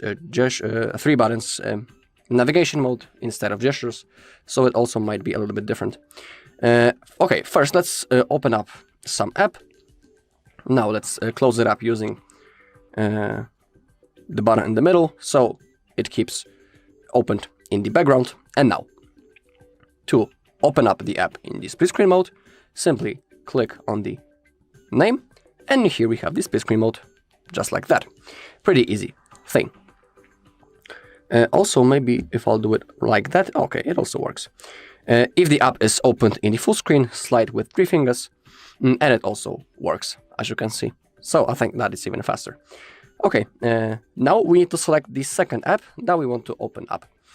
So I will use the Notes, for example, and now you can see that the screen has been perfectly split in half, and we have both apps opened at the same time. Pretty cool thing. Thanks to that, we can do 2 things at the same time. So let's say that on the top side of the screen we are counting something, for example our taxes or something like that, and on the bottom we can create a new note and quickly start noting our stuff. Pretty cool thing. It's good because we don't need to, you know, switch each time between those apps. We can simply open them at the same time. And we can also adjust the size of those windows. To do it, grab this thin bar in the middle with 3 dots, just like that, and now we can adjust the size of each app. So now, for example, notes are pretty small and the calculator is much bigger. But be careful, because if you move too much, and now you can see that the calculator changed its color into gray, and now when I will raise the finger, the notes will open up in the full screen. Same thing will happen when I go into the opposite direction. So remember about it. If you click on those 3 dots, you can swap the apps, change their size, and also if you are using this preset really often, I'm talking about notes and calculator opened in the split screen, you can simply click on Add Combination, click on Add, and now we have created a shortcut. Now we don't need to open those 2 apps each time. Every time separately, we can simply click on that icon and they open already in the split screen mode. Pretty cool thing. Okay, that's when it comes to the split screen mode. We also have the smart sidebar that I was showing you in the settings. But let's make sure that it's enabled, because there's a chance that it won't be automatically turned on. You can change its transparency. Down below we have this bar. You can see that it's changing right in here. So let's say I'll put it somewhere in the middle. Okay, now as you open it up, in here we can see that we have some apps, and it's like a shortcut for most necessary apps. If you want to change those apps, click on that arrow, click on the edit, and now let's say I don't want messages, albums, and the Facebook in my sidebar, but I want instead the Chrome, Instagram, and Recorder, for example. If you want to save, click on Done. Now, if you click on one of those apps in the sidebar, you can see that it opens in the floating window.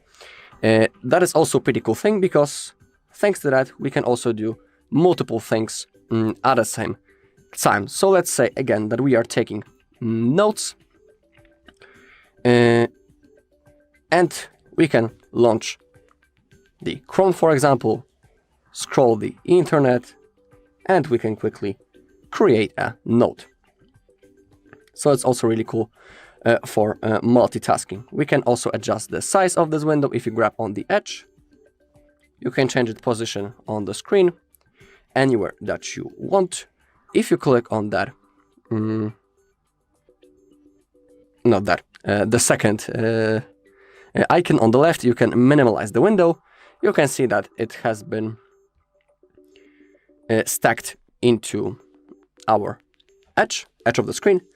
So I can quickly open it up and again start noting something. If you click on that icon, it will be opened in the full screen. Also, if you hold on the app from the sidebar and you move to the upside,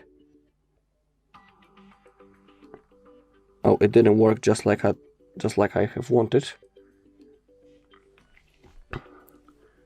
I think now, when you move it and place it on the top side, that's the another way how you can open the apps in the split screen view. Alright, and that's all in this video. Thank you all for watching. If you found this video helpful, please leave a like, comment and subscribe. Hello and welcome back to HardReset.Info. In this video, I will show you how to fix your phone heating while charging on the Vivo X300. Let's begin.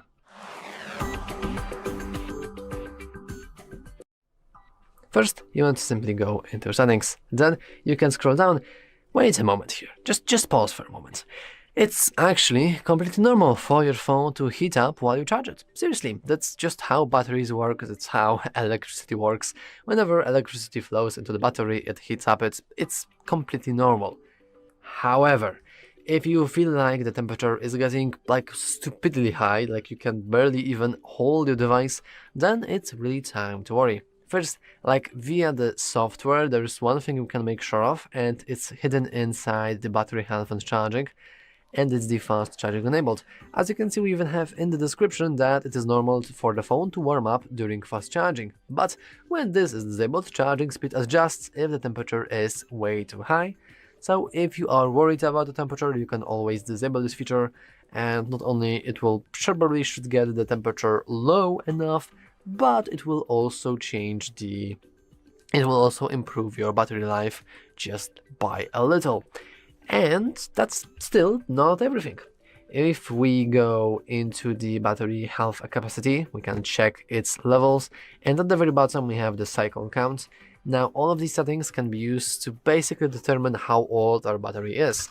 And if it's very old, then also the temperature is kind of to be expected to be slightly lower.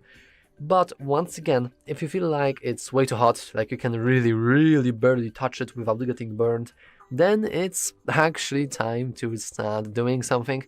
And I will just advise you to simply turn off electricity, like unplug the charger, and maybe check if the USB-C input is actually correct, because I remember very vividly one time when I was charging, well, not my phone, but instead the Meta Quest 2, and because the port from the USB from the charger was very like, it had a little factory issue, it was like tilted to the left, and I have inputted my I have plugged my USB-C cable wrong, and like 5 minutes later I have smelled a little burning plastic. So yeah, you want to be very careful about that. And always, if you think you have like any kinds of questions that are way too specific, just you can go into any really like phone shop workshop in your area or Vivo store and ask for the battery checkup. If the factory has some sort of physical factory damage, then you can probably ask for a refund if you still have your warranty. And yeah, that's all for this video. Once again, I'm telling you that it's okay if your battery is, if your phone is heating a little bit while you charge it, and if it's just a little bit warmer than usual, then you have absolutely nothing to worry about. Anyway, that's all for this video. If you found it useful, make sure to leave a like, subscribe, and as always, thanks for watching. See you next time. Hello everyone, welcome to the HardReset channel, and today I'm going to show you how to use Smart Split and floating windows on the Vivo X300.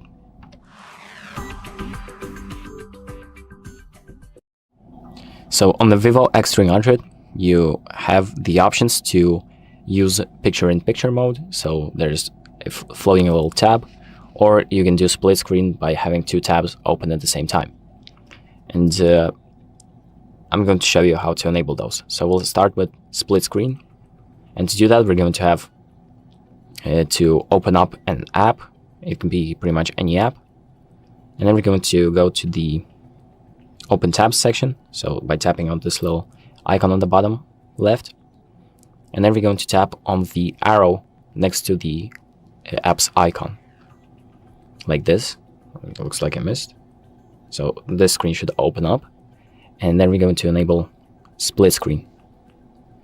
So the first app has been opened, and then we need to select the second app.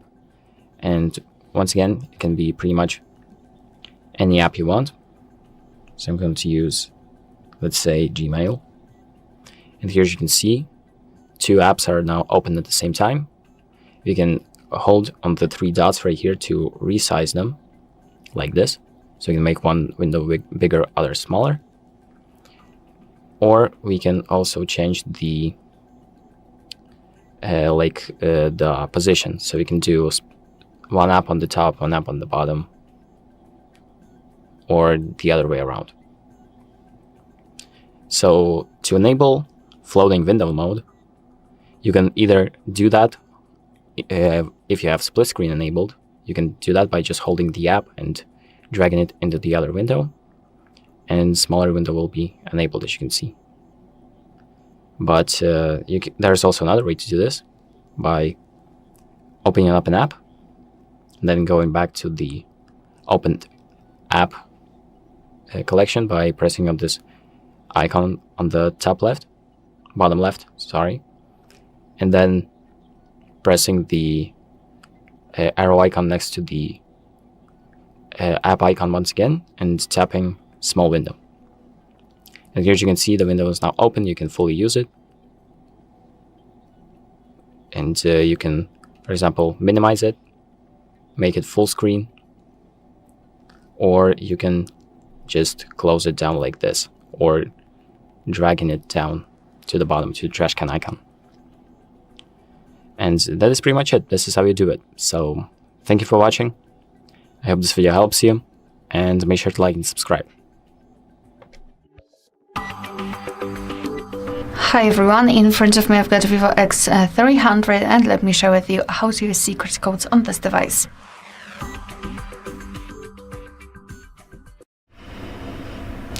So let's start with opening the dialer, and let's begin with the shortest code. The first one is *#06#.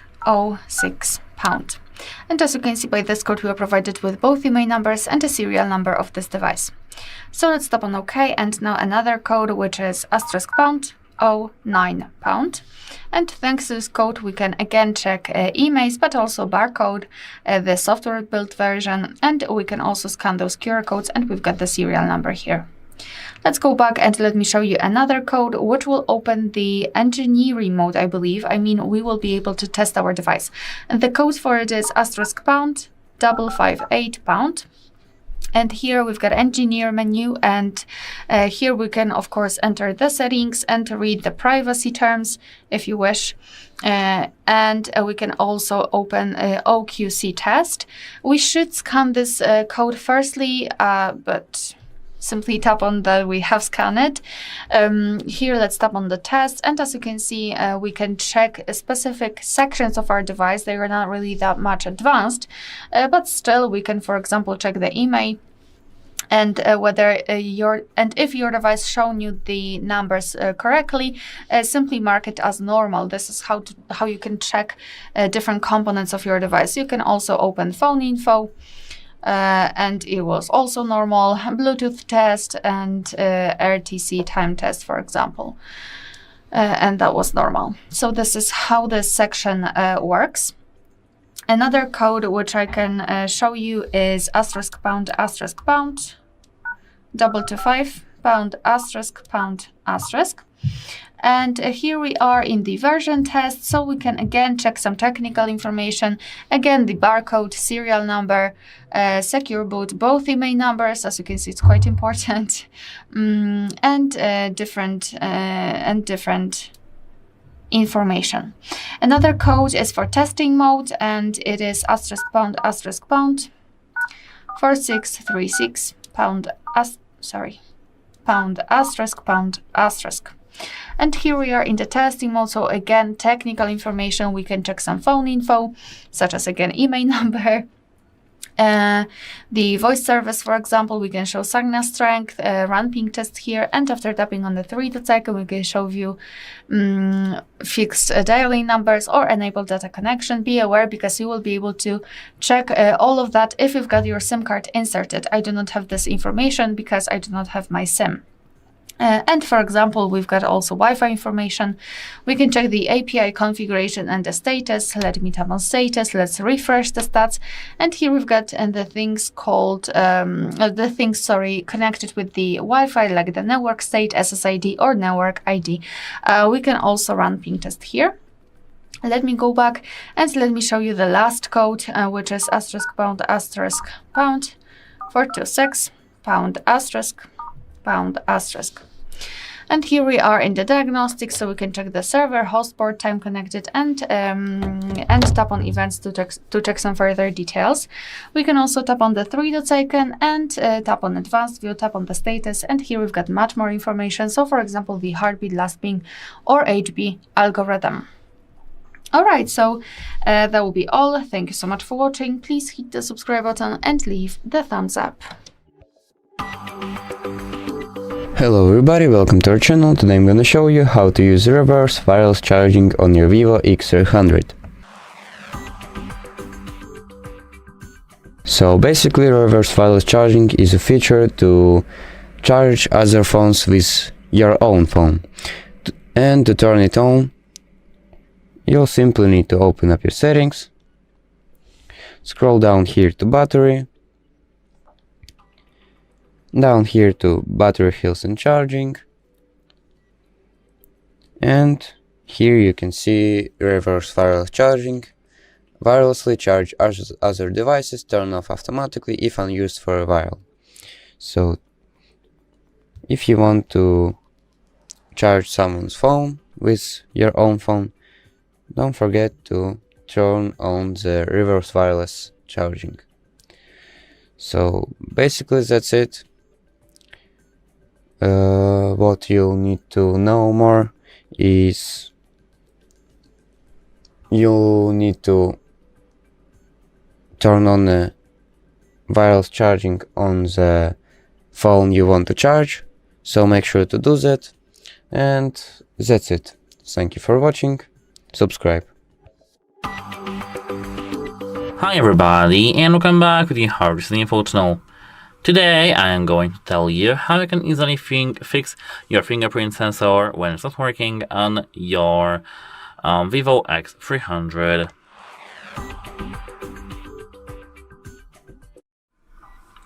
Firstly, we have to go to the settings. Now we have to scroll down to the security and privacy. Tap it, and here tap on device unlocking. Tap fingerprint, and now enter your lock screen password. It's not get password. Here OK. And here now actually we do have our fingerprint added. And what I do recommend is not adding another fingerprint. What I do recommend is to tap on the old fingerprint, tap delete, and tap and re-register your fingerprint and add new one. Enroll now. Got it. And just place your finger that you want to unlock your phone on the here on the fingerprint sensor, which is underneath the screen over here. You can see the status here. Move your finger sometimes on the fingerprint sensor and then tap OK here. Close your phone, place your finger on the touch sensor. It should work for you. But if it still doesn't, what I do recommend is taking a microfiber cloth like this one and wipe the touch area on the fingerprint sensor. Now, as you can see, the whole screen can be dirty, but this is clear and well seen through the fingerprint. Now we can place our finger and it works very well. That's nice. Apart from that, what I do recommend, if it still doesn't work, is to remove any screen protector that you have on this phone. Even though if you have bought your screen protector for $100 or $50 or $20, remove it, please. I mean, I don't really want to waste your money, but what I do recommend to you is that any unofficial screen protectors or uncertified screen protectors or too tough screen protectors can interfere with your screen, and it just won't work. So yeah, it's sad, but unfortunately it's true. And as the final step, go to the settings, scroll in all the way down here, tap system and update your system to the latest version. Doesn't matter if here you have the Android 15 or 16, the latest version is the version you should have. And always check for the latest versions with the internet, because without the internet you won't check for the latest versions. And why would you need that? Sometimes the companies like Vivo, such as Vivo, Oppo, or maybe every other company that produces phones, apart from releasing the brand new OS, like here we have Android 16, Origin OS 6, they do release quick patch fixes for their OS, and here, as I can see, we have quite a new OS actually, and it may need some fixes, and for your device maybe Fingerprint won't work. And as I said, maybe not as I said, but that's it. Hope it helps you, and have a nice day. Goodbye! Hello, in this video I'm going to show you the top tricks on the Vivo X300. Alright, let's open up our settings and let's scroll down until we find shortcuts and accessibility. And in here I'll show you, in my opinion, the most interesting things that we have. Let's begin with super dragging. Let's tap on that, make sure that it's enabled. Down below you have a list of apps which support that feature. In here we can read how it works. So when app dragging is enabled, you can tap and hold text, images and other content in small windows and split screen to drag them among apps for transfer. Pretty cool thing. And we can also tap and hold it and drag it into the origin island. And I'll show you how it works. So let's begin with the Chrome maybe. Let's find some article about the text. So for example, in here we can hold and select that text first. Now hold it using your finger, and now we can place it in our origin island.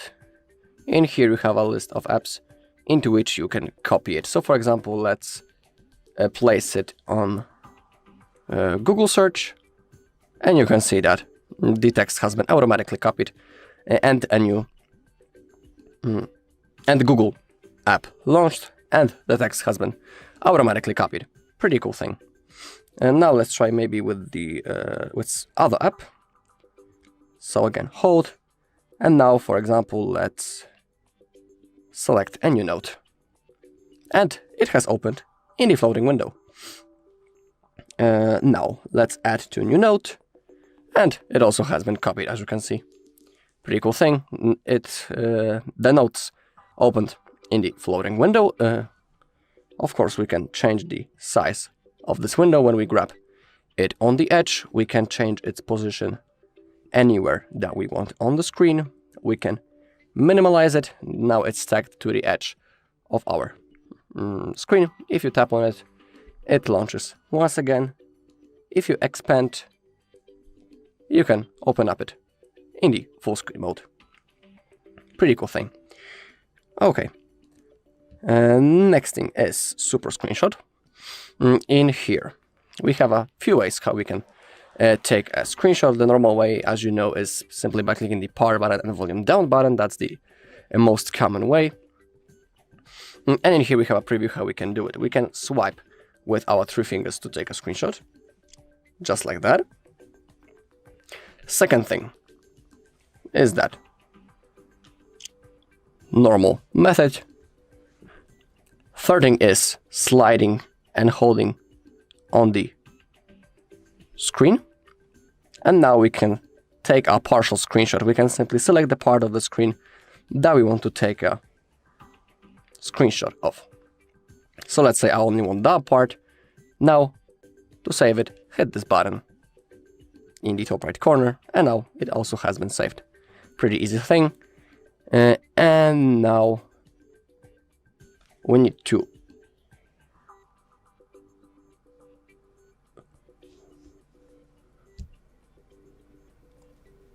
hold just like that. And we can also create a partial screenshot. Actually, I don't know what is the difference between that method and that method, because it's also a partial screenshot, so I don't know, weird thing, but now you know how to use it. Okay, but to use it, make sure that gesture screenshot is enabled right in here. If you want, you can enable those two functions, auto-delete shared screenshots or overwrite the original. It's up to you. That's when it comes to the screenshots. Now we have the origin player, show on original island and show on lock screen. During playback, you can view and use origin player on origin island, and show on lock screen. During playback, you can view and use origin player on the lock screen. It's up to you, do you want to use it or not. If you want, you can enable or disable that. Okay, next thing is the smart motion. Also like that, we have the smart screen or on or off, and we have things such as raise to wake, double tap to wake, keep screen on while viewing, or double tap to turn off. Now let's begin with the raise to wake. So now when our phone is laying flat just like that and the screen is turned off, now to turn on the screen, we just need to simply raise our device, and as you can see, the screen has launched. Pretty useful thing. Next thing is double tap to wake, also one of my favorites. You just need to double tap to launch your screen. It also works pretty nice. I'll show you also the double tap to turn off. Double tap a blank area on the locked interface or standby interface to turn off the screen. And now it works in both ways. Also pretty cool thing. Okay, that's when it comes to the smart motion. We also have the smart calling and things such as smart answer, smart switch, smart mute, or wait for hands free. When it comes to smart answer, when our phone is calling, to answer the call, all we need to do is to simply grab our phone just like that, place it near your ear, and the call should be answered.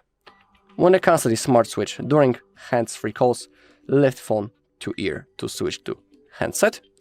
We also have the smart mute, cover the screen with your hand to mute incoming call. So now simply, if someone is calling us, we just need to simply cover the screen just like that using our hand, and the call will be muted. Now wait for hands free.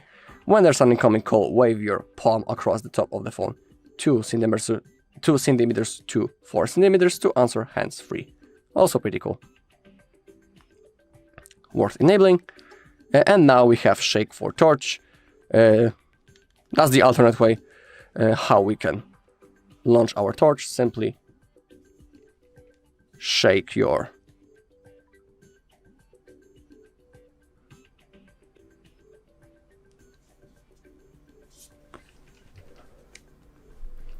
phone to launch the flashlight, but you need to be on your home screen or on your lock screen. I'm wondering, can I turn it off the same way? No, unfortunately not. We can only launch it. That's a shame, because it would be better if you could also turn it off by performing the same gesture, but we cannot have everything. Okay, we also have the quick action. When the screen is off, press and hold the volume down button to enable specified features.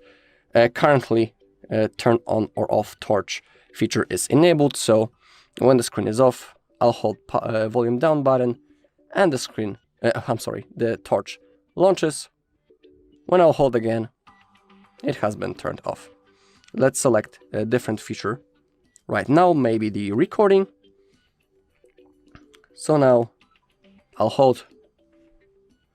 I need to launch the screen, click on agree, and as you can see, the recorder app automatically launches and it started a new recording, and now my voice is being registered, as you can see.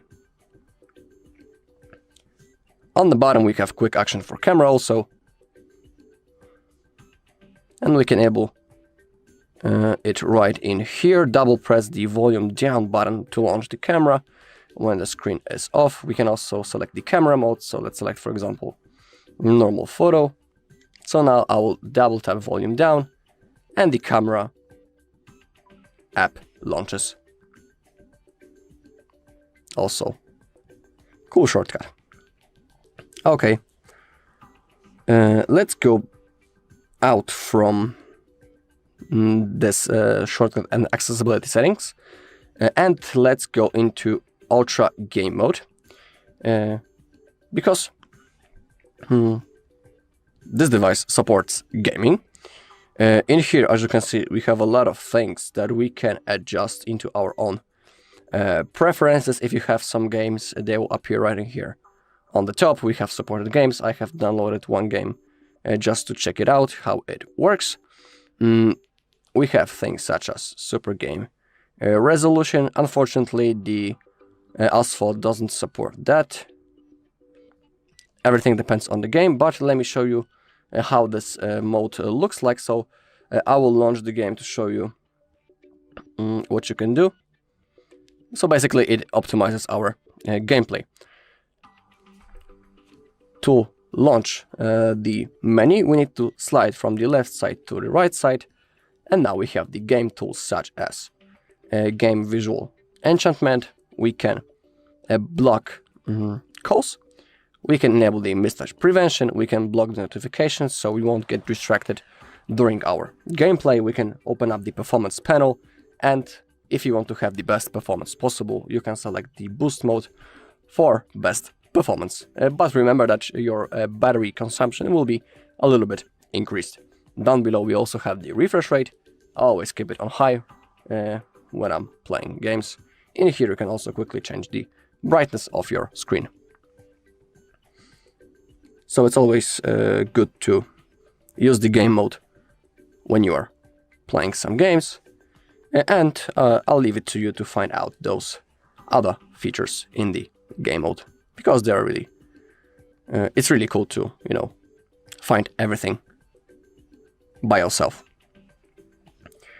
Okay, the settings one last time. I'm wondering if there's something more that I want to show you.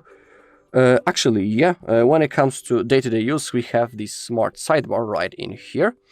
And in here you can see a list of apps that are currently in this bar. If you click on that arrow in the on the bottom, you can edit those apps. Simply click on edit, and now you can delete the apps from that bar and also add new ones from that list.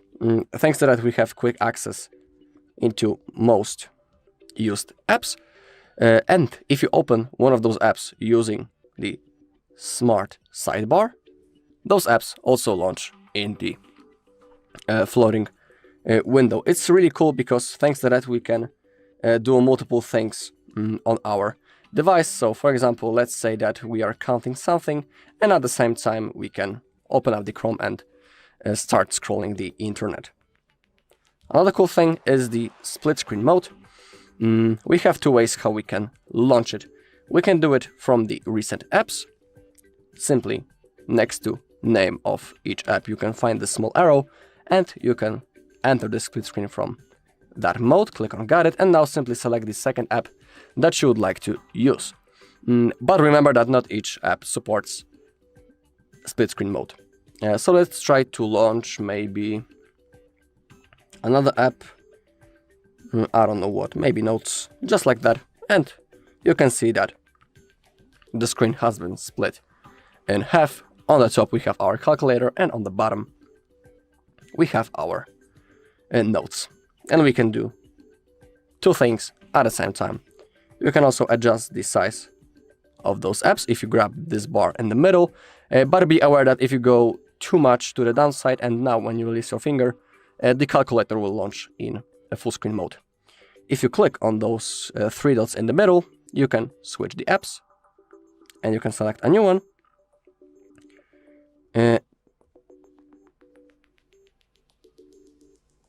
You can swap the apps and also add it as a combination, those two apps.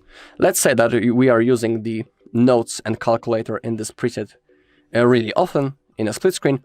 We don't need to each time open them manually and add them into the split screen. We can simply create a shortcut. So now click on add. I will close it just to show you that now I have a shortcut on my home screen. I will tap on that and both apps open in the split screen mode already. Pretty cool thing, and it can save some time. Alright, and that's all in this video. Thank you all for watching. If you found this video helpful, please leave a like, comment and subscribe. Hello, in this video I'm going to show you the best settings for gaming on Vivo X300. Okay, before we start playing a game, it's always good to open up the iManager, and in here you can check do you have possibility to click the optimize button. In my case I have that possibility, so let's simply do it. Okay, you can see that some junk files has been cleaned.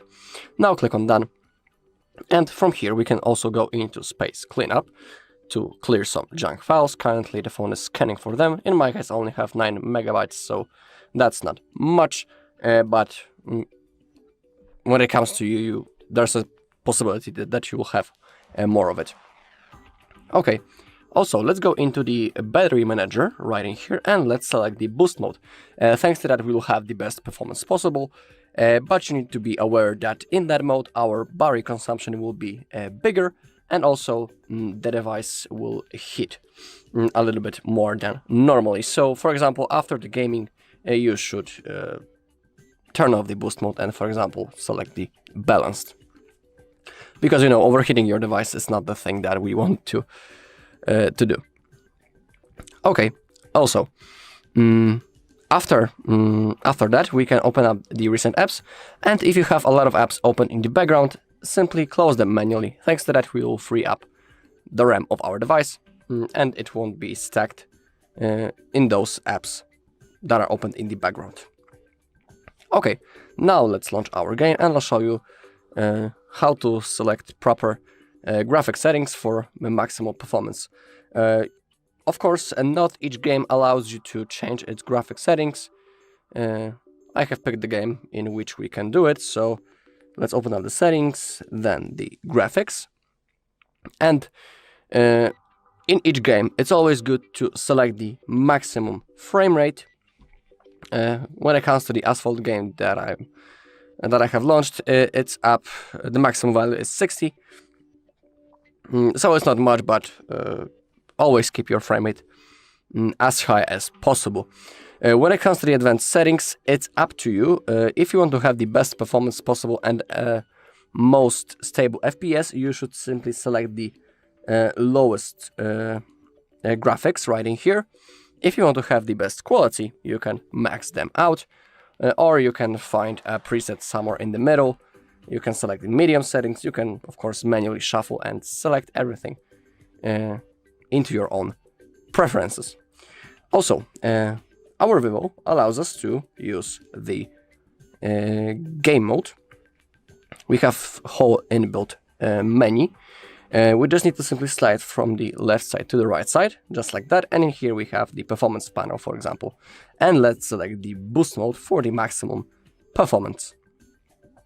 Okay, down below we also have the refresh rate. It's always good to simply select the highest value. If you open up the game tools, for example, you can enable the mistouch prevention, enable the motion control. So for example, nothing wrong will happen. Same thing with the background calls. We won't get distracted by incoming calls. Same thing with notifications. You can enable them. You can completely reject calls. And for example, also lock the orientation so the screen won't get rotated during our gameplay. And we also won't get distracted. Really cool thing. Alright, that's all in this video. Thank you all for watching. If you found this video helpful, please leave a like, comment and subscribe. Hello and welcome back to HardReset.Info. In this video, I will show you how to fix wireless reverse charging not working on the Vivo X300. Let's begin! First you want to go into the settings, then scroll down and go into battery settings. Then scroll down one more time and head into battery health and charging, and finally you can scroll all the way down. And here we should see the reverse wireless charging, and as you can see by default this is disabled. All you want to do is make sure that you have this enabled, and now we even have a tutorial on how to redo it. You want to place the wireless charging supported device on this device's back, and this feature will auto-disable in 1 minute if not used. And yeah, that's all for this video. If you found it useful, make sure to leave a like, subscribe, and as always, thanks for watching. See you next time. Hello everyone, welcome to the HardReset channel, and today I'm going to show you how to enable the 200 megapixel Ultra HD mode on the Vivo X300.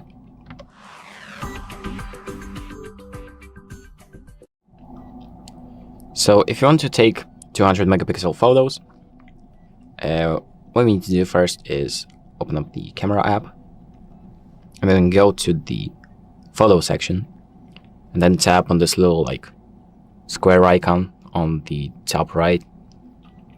And here we have two modes. So we have 50 megapixel high resolution or 200 megapixel high resolution. And well, we're going for 200 megapixels right now. So this is the 200 megapixel mode. As you can see, it's now enabled. And if you want to take a photo, let me just take a simple photo really quickly. So it's going to process the photo. As you can see, this is what it's going to look like. It's pretty good quality. I mean, it's not the best photo, but if you want to check whether it's actually 200 megapixels, you can open up the photo itself, press on the icon on the top right with the eye, and here, as you can see, it's going to show you the resolution of the photo, and that is a 200 megapixel photo right here. So that is pretty much it. So thank you for watching. I hope this video helps you, and make sure to like and subscribe. Hi everybody, and welcome back to the HardReset.Info channel. Today I'm going to tell you how you can easily fix that you have the lock screen pattern not recognized in your Vivo X300.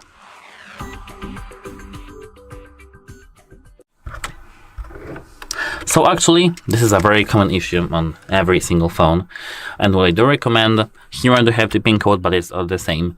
Try to enter the just the password, your pattern lock, and when you enter your password many times as you can see wrongly, you'll see device is locked. Tap forget password, and here you'll see some instruction.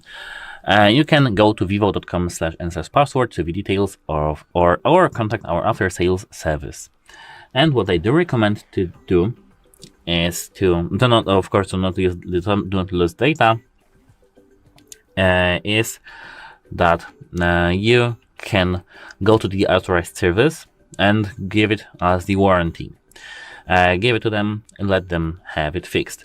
Of course, you have to have the proof of purchase with yourself, and it's because the certain phones won't be fixed that easily, and you have to prove that you have a proof that you haven't stolen this phone, which is very important actually.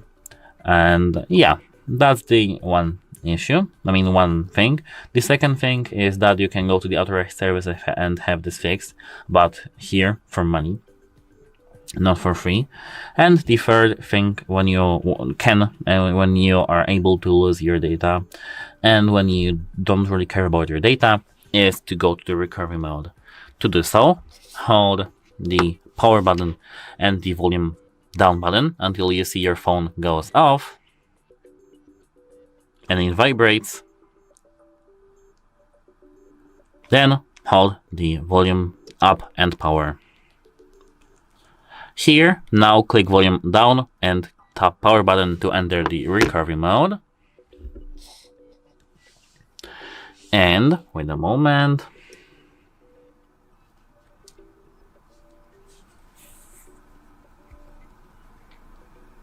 Now you'll have to tap clear data and clear our data over here. Of course, you have to remember that you have to remember about your Google password, Gmail password, because here in the newer phones, like for example this one or any other phone, we do have the Google FRP, something called Google FRP. This is the blockage that limits you from using your phone. As for example, you can steal somebody's phone. I mean, not you, but someone can steal your phone. As you can see, clear your data from here without having access to it, and use your phone as it was his. And this is, as you can see, the blockage that will prevent the access, unauthorized access. And after the setup, during the setup process, you will have to log into your Google account that was here before the process of resetting all data. And actually, this is the only thing that you'll do. And that's it. Hope it helps you and have a nice day. Goodbye. Hello everybody, welcome back to HardReset.Info channel. In today's video, I'm going to show you how to fix speaker not working on your Vivo X300.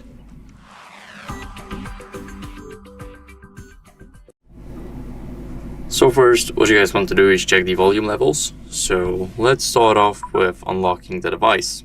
Now let's move on to the settings. And right here in the settings, we need to go to the sound and vibration. Now here, as you guys can see, my levels are okay. So there's no way I do not have a sound. Now, if you don't, then what you guys can do is try brushing the speaker grills. So the first one is actually up here, and we also have one at the bottom. So we want to clean them thoroughly using the soft brush or anything else to get rid of any dust that may have accommodated there. So now what you guys can do is disable the Bluetooth. So as you guys can see, my Bluetooth is already disabled, but if yours isn't, then you will see a blue switch instead of a gray switch. So you want it to be the gray switch to disable the Bluetooth to make sure that audio is not rerouted anywhere else. So for an example, headphones, car, or practically anything Bluetooth related. Now, what you guys can do as a last resort is restart the phone and then update your software. So we're gonna start off with the restart. Let's press the power button and the volume up button. Now swipe right to restart the device, and I'll see you guys in a second. Now, after the restart, if we want to check for software updates, all we have to do is enter the settings first. Then we need to scroll all the way down until we see the system update, and as you guys can see, it will check for updates automatically. I have the latest version, but if you don't, then you will see a button here to download the newest one. So that's it for the video. I hope it was helpful. If it was, then leave a like, subscription, and a comment, and I'll see you in the next one. Bye. Hello, in front of me I have Vivo X300, and in this video I'm going to show you the speed up tricks. Okay, let's open up our settings first. Let's scroll all the way down until we find About Phone. And now we need to click on Version Info, and we need to tap on our software version when it comes to the Vivo, until we see that we are a developer. If we have seen that notification, we need to go back into System Management, and down below we have the developer options. We need to turn them on, click on OK, and now we need to find 4 specific options that we need to adjust to get some performance and speed. I'll show you which one exactly. Okay, in here we have first 3. Animated duration scale, transition animation scale, and the window animation scale. As you take a look, all of them are set on 1x currently. That's their default value, but to improve the speed and the performance of our device, we can select them completely off, or we can at least put them on 0.5.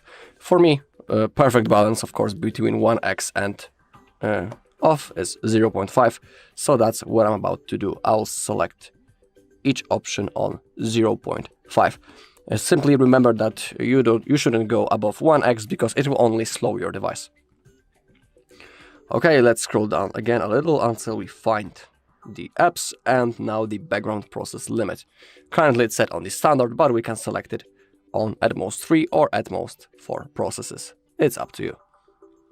Okay, now we can close our developer options, and from here let's go straight into our battery, and we can select the boost mode for best performance. But you need to remember that the battery consumption will be higher and your device will be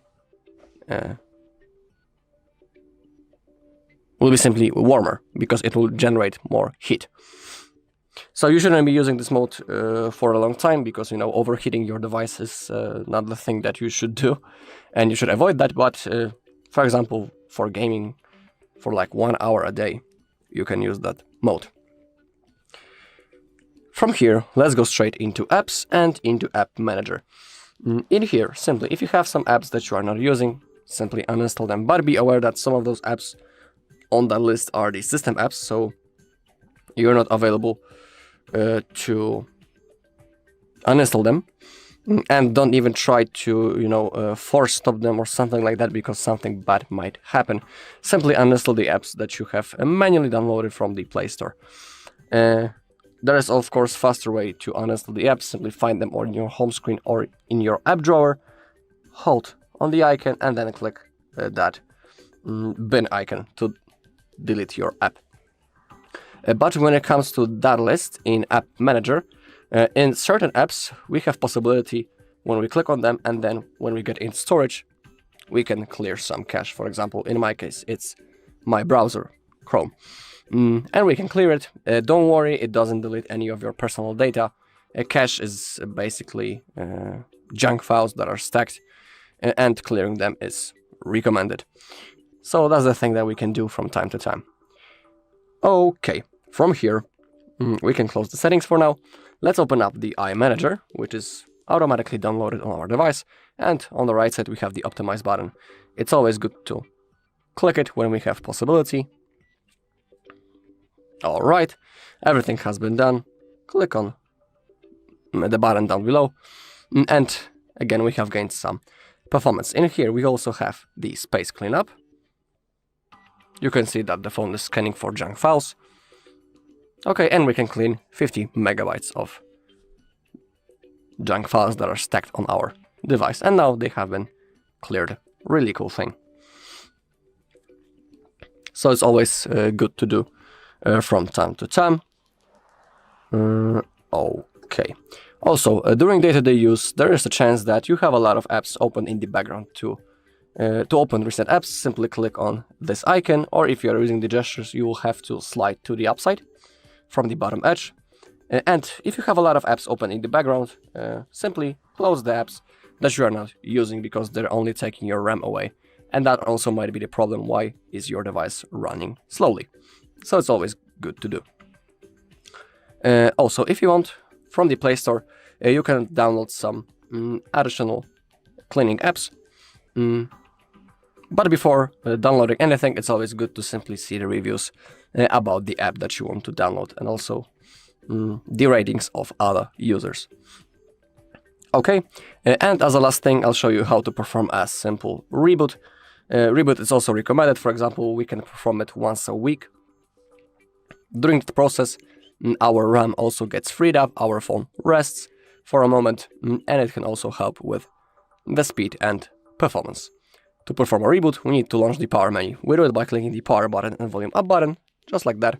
Now, grab this second bar, slide to the right side, release your finger, and now we just need to simply wait until our device turns on. Again, it will be done automatically. Alright, and that's all in this video. Thank you all for watching. If you found this video helpful, please leave a like, comment, and subscribe. Welcome. In front of me is a Vivo X300, and today I'll show you a couple of tweaks and the tricks you can do on this device.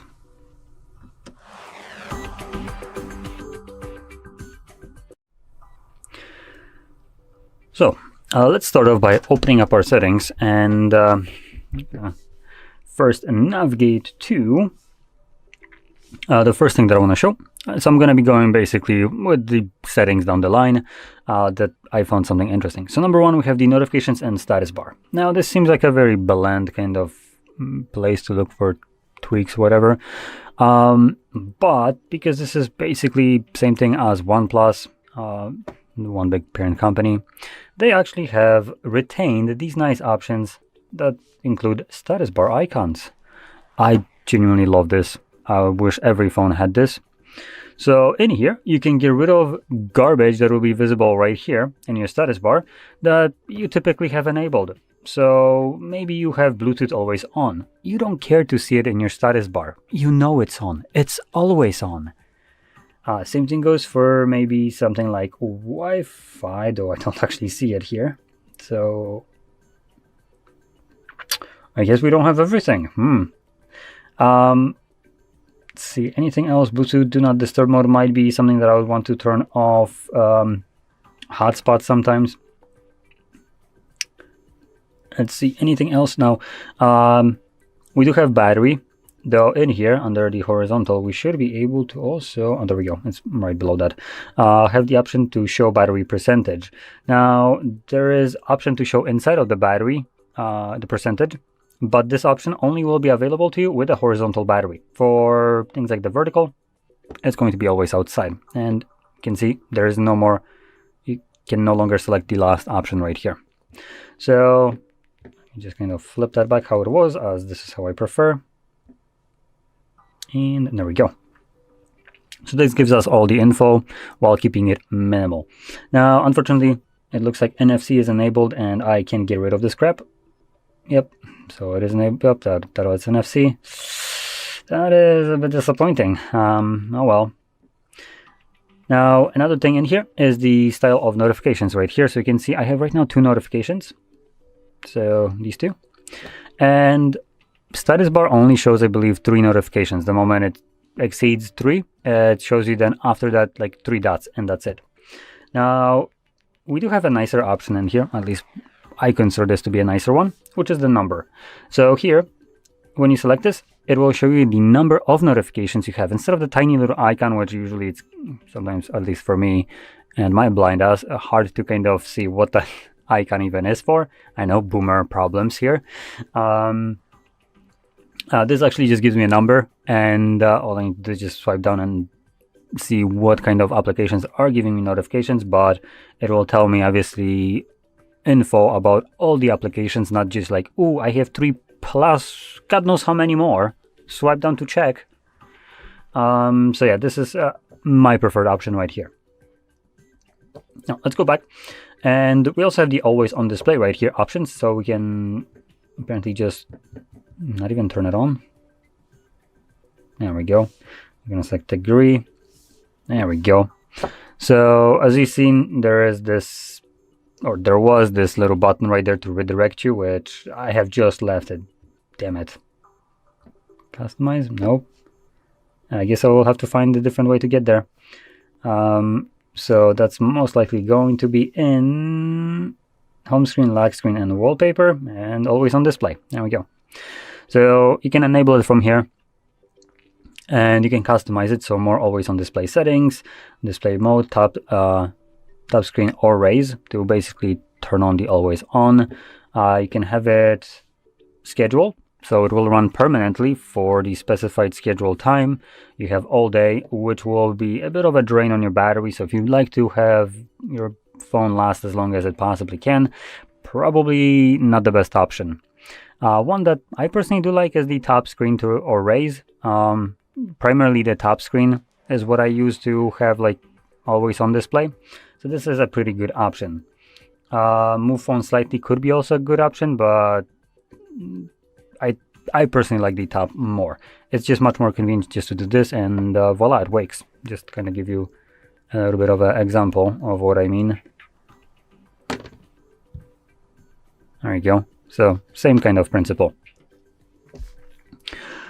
So you can change it to whatever option you want in here. And like I said, you can use all day if you like that.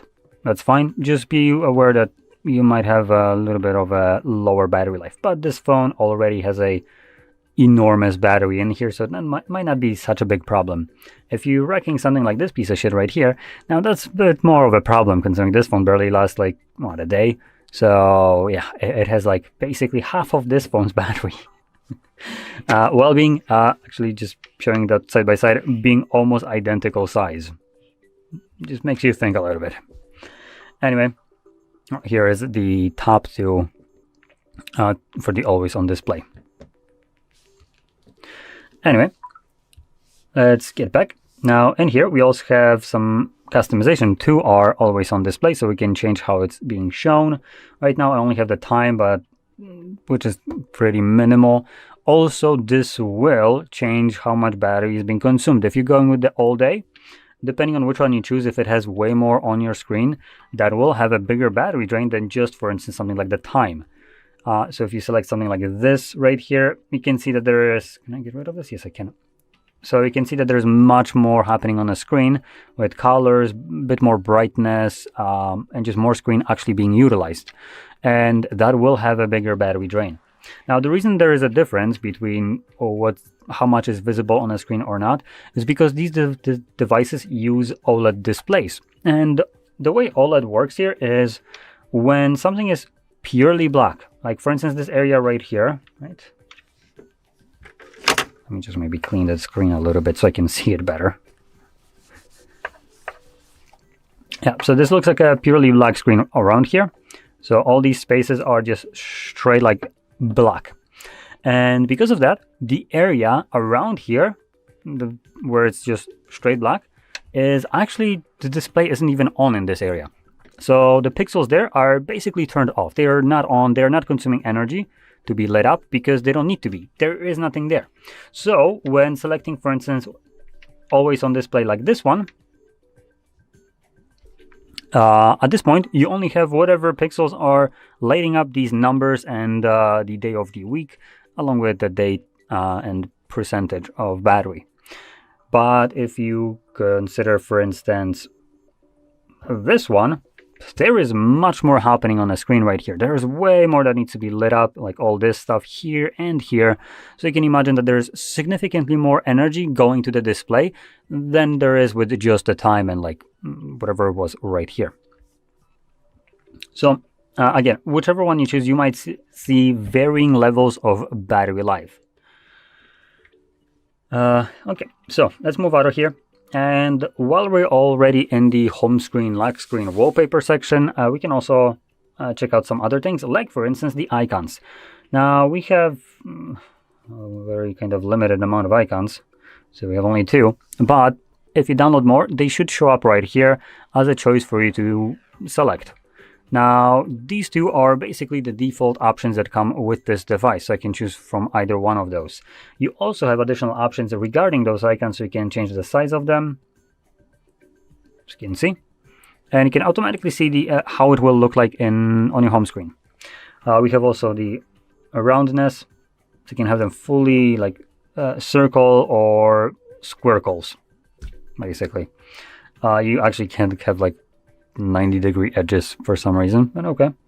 And we also have the option to show icon names, and you can get rid of them. I personally like to have this on, so I'm just going to keep it as it is.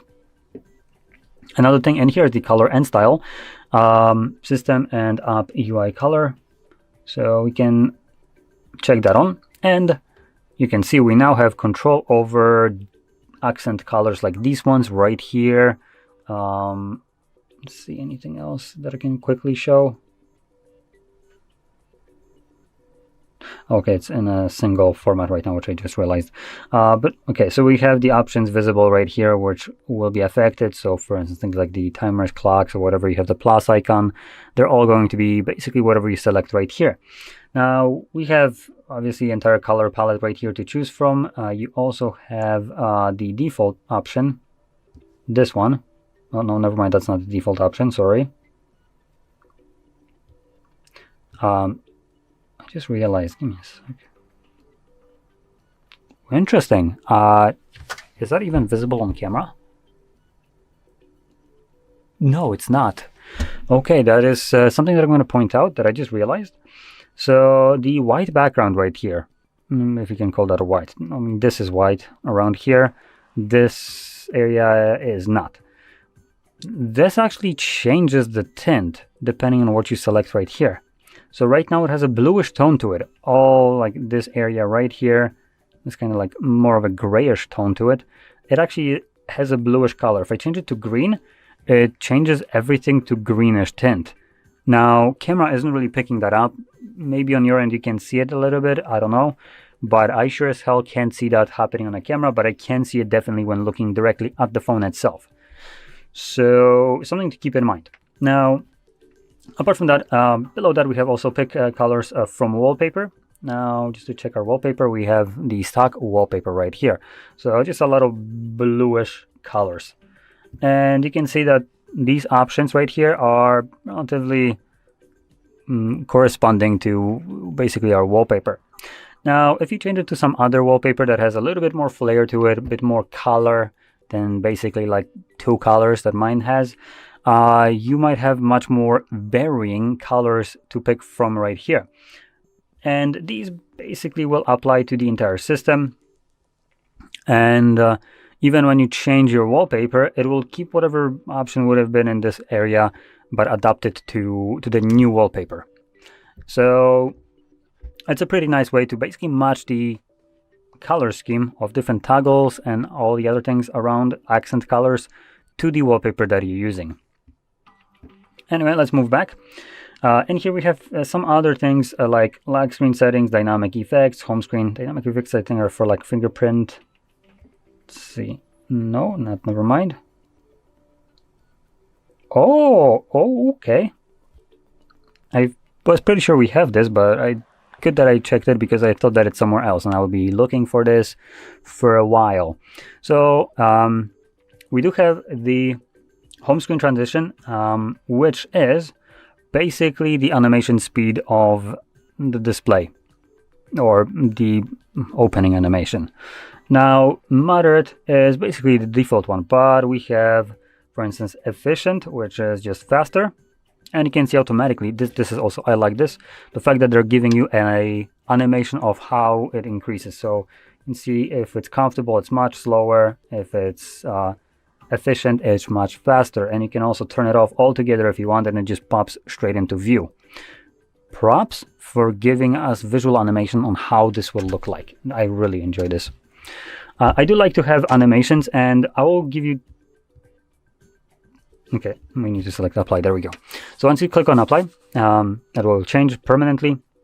Now, I like this, specifically the efficient one, because with the none, there are still some things that will have animation that goes specifically for using gesture navigation. So when you have gestures, you will be swiping up, and that animation of where it's kind of like going from the full screen to this mode is animated as long as you're holding the screen. When you let go, it just pops into perfect kind of view, right? Yep. So with that in mind, it might look sometimes a bit jarring, though they do have some transition here. It's not actually like instantaneous like you would expect. So they are still doing a little bit of wonkiness happening here because it has a tiniest bit of fade between these. So it's not per se not animated because it does have fade, but it's still a bit faster than what you would normally experience. In general, I do prefer efficient. It's just increased speed of animations while still retaining them. So that's kind of why I like it. And in here, this single option actually basically changes animation all throughout the entire system. As typically these animations are separated into 3 different modes, which I'll show you right now, because maybe we can even increase the animation past what we just did. So we're going to go into About Phone, and we're looking for, I believe, build number, which I never can tell where that is. Battery, IMEI, nope, definitely not here in this case.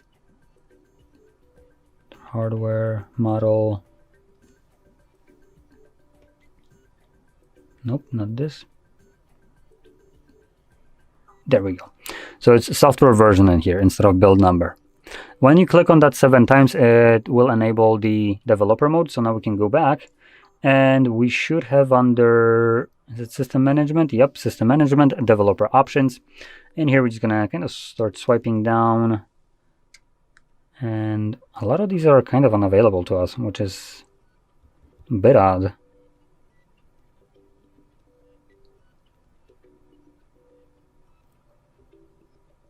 Interesting. Oh, it's for some reason not enabled by default. I think that's kind of odd. Even more. Okay, so let's see if I can find it now.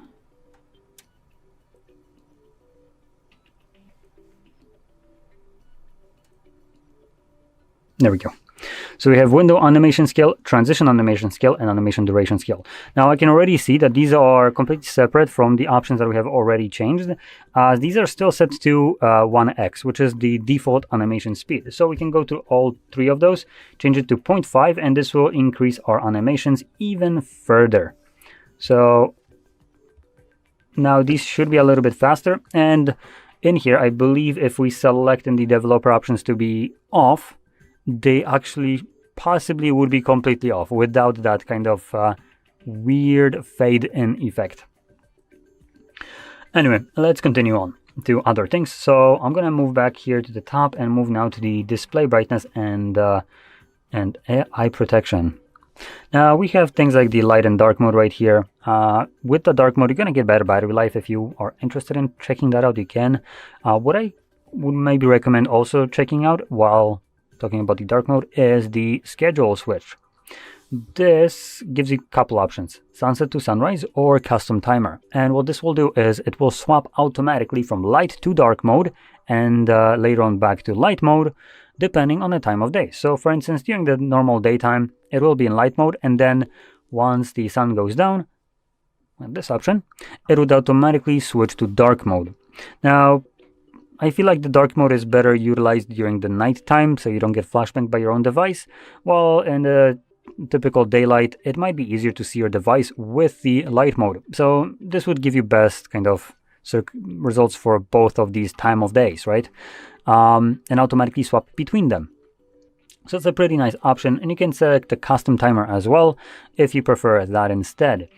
And yeah, in general, it's a neat option that I recommend checking if you like the dark mode. Maybe you just don't like it all the time. Now if we move further down, we should have, where is it? So we have screen options right here. I kind of like the fact that it's kind of in its own category. So we have screen refresh rate. We have a couple of modes: smart adoption, standard, and high. Now newer devices, which this is a new device, so it doesn't really have this, but some brands, I guess, would be probably more accurate, started removing the high option right here because it's honestly just useless.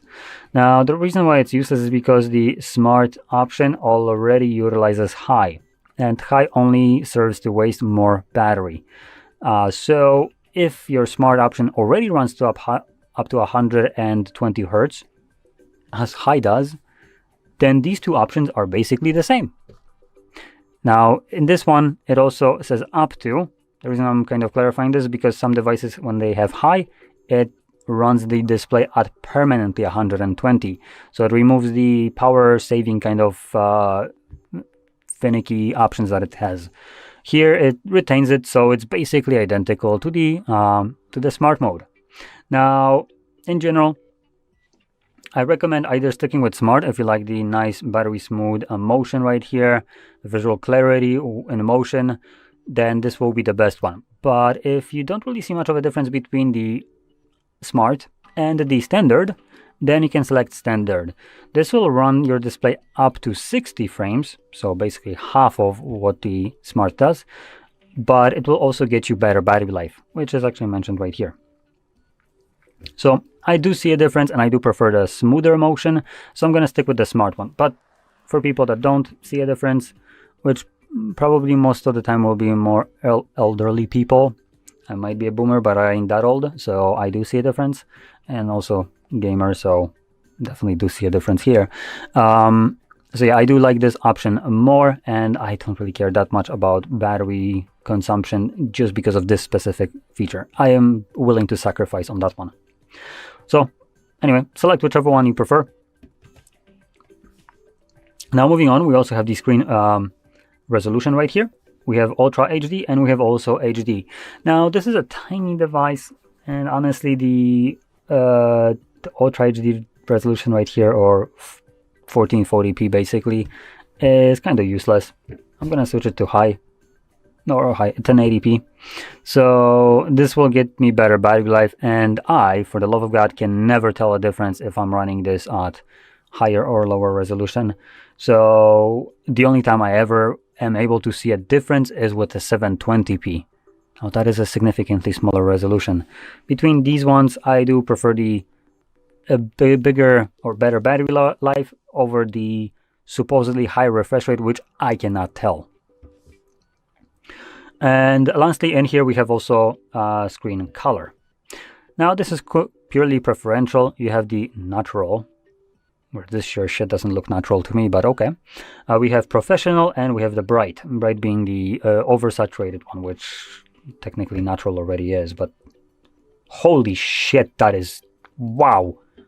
Okay, yeah, this, in comparison, sure, natural looks natural. Wow, that is a freakishly oversaturated display. Whew. Now, between these two, the professional and the natural, I can barely tell the slightest difference in yellow tones. Other than that, I just genuinely cannot see a difference. But I do definitely see this one. Like, holy shit, that is insane. Now, this is all preferential. You can select whichever one you want. You also have the option below to change your color temperature. So this defines the overall tint to every color. And you can select a static one, meaning, oh, you can see the effect right here. Now, typically, what you usually see is the warm or cold, which is either this kind of yellowish tones or the bluish tones with cold. The default one is basically smack in the middle of the wheel, trying to attempt to display whatever would be the whitest white color. For reading books, you might be more interested in the yellowish kind of tones. The warmer one, this just looks more appealing to the eye. And also during the nighttime, it's a little bit better than the bluish one. Bluish ones are usually just a bit more harsh and not as pleasant. But again, this is preferential. In certain cases, your device might also, let me quickly check. Nope, never mind, there's no option for that. No, or is it? Oh, there is. Okay. So we do have an option for this. So eye comfort and protection, you can see right here, it was a redirect from the bottom right here. So the reason I'm pointing this out is because whatever you select right here will be completely disregarded if you go into adaptive color and turn that on. And this will then attempt to match the color temperature. So it will be changing this wheel depending on the environment lighting. So if you're at, for instance, work with very kind of crappy fluorescent lights, which are bluish, your device will tend to the blue tones to match that lighting. So the display looks more similar to the environment that you're in, and everything else, like for instance paper, that would be in this light. And same thing goes, for instance, if you go outside, it would be most likely catering more towards the neutral, the middle ground, while for instance, maybe if you're at home and you have lighting that is a little bit warmer, as people usually do, then obviously it will change to closer to the yellowish tones. And it will use the camera to basically define this and do it on the fly. So you don't need to pick one yourself right now. And in here, we actually have a decent amount of options. So we have anti-fatigue brightness.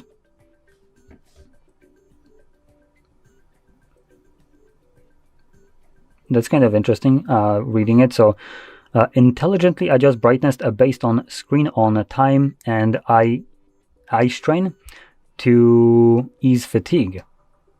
Now, I have no clue honestly how well this will work, but if it works, this could be actually a pretty neat option. If you tend to have like eye strain from using the device, your eyes start to hurt or they're just drying up, maybe this will help you. obviously, honestly, you can't go wrong with that, just trying it out to see how well it works. So I would recommend actually checking it out. And it might mean that we do actually first need to enable the eye protection. And we do, because I just saw the change in tone. So make sure you actually toggle that on in general if you're even planning to use this option, as it wasn't on till I toggled it on in here. Anyway, let's go back. And one more thing that I want to talk about in here, this will be a very niche option. It's the display in full screen. Now, this is a very niche, doesn't have anything in here. But I want to point out there are certain applications sometimes that will try to hide the camera and status bar right here. So they will give you a black bar. Those are usually apps that will try to run in full screen, maybe things like games, or one that I've experienced myself, which would have been the Steam Link application, which allowed me to stream games from my computer. This application specifically tried to hide the camera by just getting the entire black bar right here, removing the status bar, and obviously making the display a little bit smaller. So once you install such an application, it should be visible in here, and you'd have the option to change it so it uses the entire display, and you would see at that point the cutout in your screen. So I personally like that more over the black bar. Anyway, there was one more thing that I wanted to show in here, and that would be in system management and then system navigation. Here we have the gestures and buttons. By default, we have buttons. So that's basically what you would have. I personally like gestures, so I'm gonna select that. There we go. Actually, I just went completely retarded mode right here. So we had buttons, and okay. So yeah, I switched to gestures right now. That's generally what I prefer anyways. And in here, apart from just being able to change to gestures and so on, we have other things like hide indication bar, which is this bar visible right here at the bottom. Honestly, it serves no purpose really, so I just like to hide it. No, we're not gonna learn. Seriously. Oh, okay, turn on. Not. So when it's hidden, you no longer have this indication right here. And I want to check one more thing. Interesting. Swipe to bring up. Oh, it's turned off. There we go.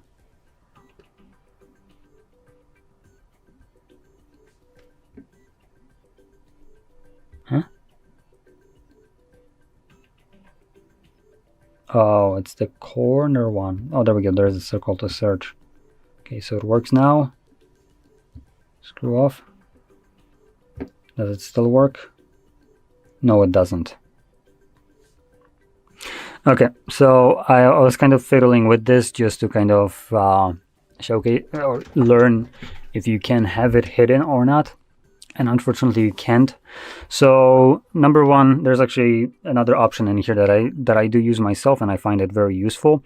It's a very misleading option called circle to search, and it doesn't work by circling to search. It actually works by holding the either the home button with buttons. So you'd hold the circle right here, or by holding the bar at the bottom, and it enables the Google circle to search. So you'd be able to circle to search, but it also is able to do much more than just search. So as an example, you can invoke this in areas where you cannot select text, like this one right here. And as you've seen, you can literally tap on the text, you can select it from here, and it automatically will search for it. You can also click on things like images, and it will automatically detect that it's an image and try to search for it. If you have an internet, I don't. So it's a very handy tool. You can also do some other things, like for instance, open up camera, point it at, let's just say something like a keyboard. Actually, not. Let's do this. This one will be pretty good. So here's my phone. Cool. And point it at it. We're gonna hold the bar. So to enable circle to search, I'm gonna tap on the phone and get nothing again because I don't have internet. You know, let's turn it on.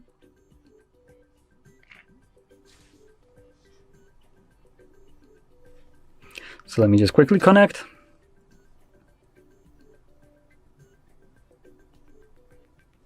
There we go. And you can see it automatically now searches for it. And it tells me that this is the Samsung Galaxy S25 Plus. Are you shitting me? You had one job. This is S25, not a Plus.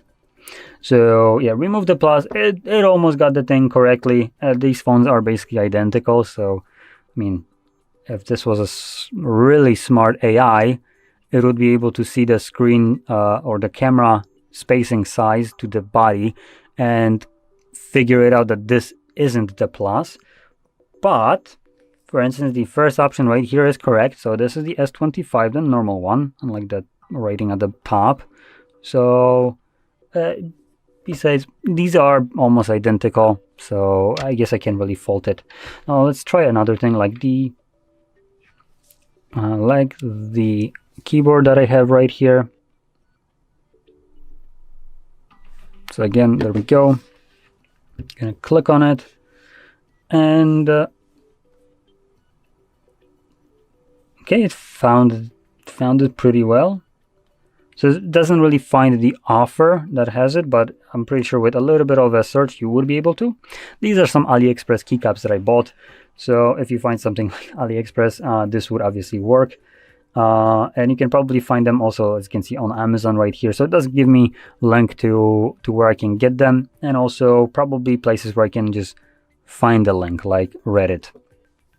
So it works very well, and you can launch the camera for this as well. So just a little bit of a kind of a neat quick search, visual search that doesn't really, require you to use assistant and allow it access to camera.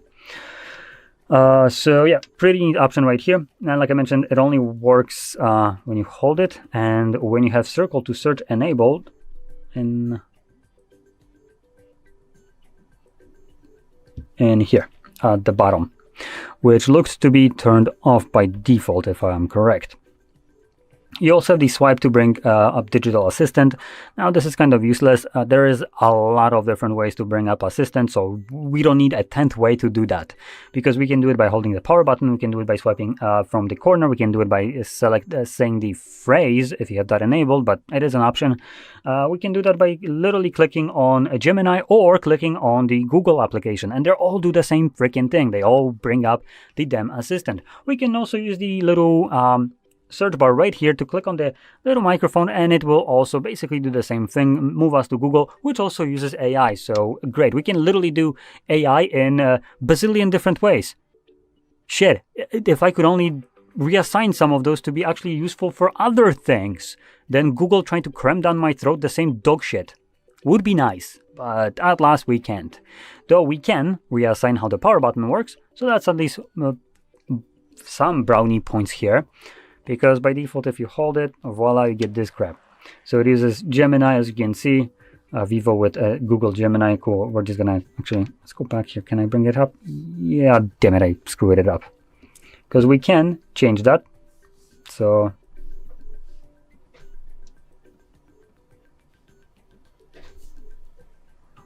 be nice if I actually write power. There we go.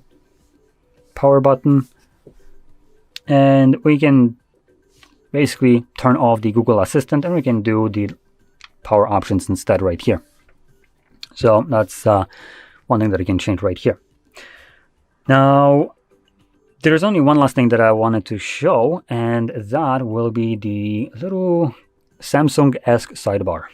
It's barely visible right here, but you can see it faintly. You can swipe up on it, and the first time around it gives you this info. It is enabled by default, just so you know.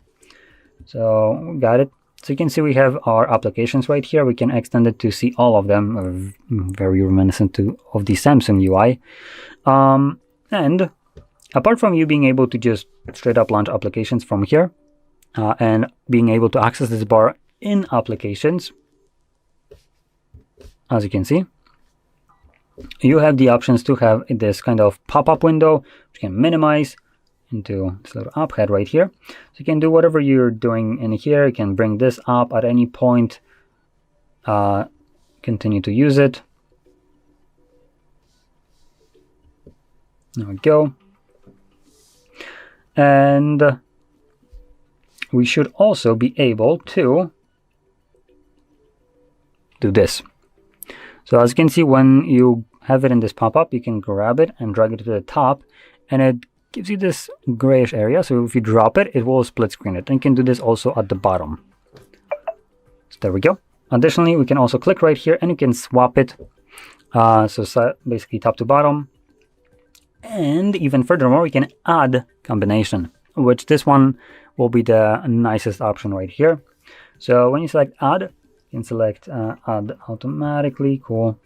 And now we should have, there we go, our app combo as just a straight up single application that we can launch right now. So let me just close this. Let's just close all of this. Click on this and it automatically opens up both of these applications that I have saved. So it allows me to instantly jump back to multitasking without any kind of hassle whatsoever. And I personally really like this option specifically. It's a pretty handy option for instance, YouTube and browsing the web. So if you don't use something like YouTube Revanced, which I highly recommend, as it basically allows you to play videos in the background without paying the damn subscription. It's something that we were used to able to do, but you know, enshittification on everything basically took that away. So you can use Revanced for that, but if you don't want to, or in the future you can't, because Google is just a bunch of cunts and they basically try to remove freedom of installing side-loaded APKs, then this will be one of the ways to circumvent this. You can browse the web and have YouTube on the top, for instance. Can shrink it. So you would be able to play YouTube videos in here while basically browsing the web at the bottom. Pretty handy, I would say. That was something that I used before I found it Revanced, but ever since it kind of, for me, became useless. So as long as I can use Revanced, I don't need this, but I just want to warn you in the future, if you're going to check out the application that I'm telling you, it won't be available for probably much longer, because in 2026, Google wants to basically make it mandatory for developers to pay them money to be able to have applications signed, so you as a user can install these applications. And that's their way of, quotation mark, fighting against malware application. Now, what they're referring to malware isn't actual malware. It's basically apps that take away the ability for them to make money. So it's malware in this kind of sense that they can't monetize it. So they did, by literally just extorting money from people that shouldn't be extorted. For God's sakes, if you're making an application, you shouldn't be blackmailed into literally paying money to be able for people to use this application. It's like if Windows decided you no longer can install applications from anywhere but our garbage-ass Microsoft Store, which developers need to pay us money to be able to post there. Like, does that seem absolutely fucking retarded? Because to me it does. And I don't think this is even acceptable. Hopefully European Union will get to their ass and this will go away once it comes into life in 2026, which is right around the corner. Jolly old goodness, I can't wait. But in any case, this basically sums up the video, and I hope you found this video helpful. And if you did, don't forget to smash like, subscribe, and thanks for watching. Hello everybody, welcome back to HardReset.Info channel. In today's video, I'm gonna show you how to fix touchscreen not responding on your Vivo X300.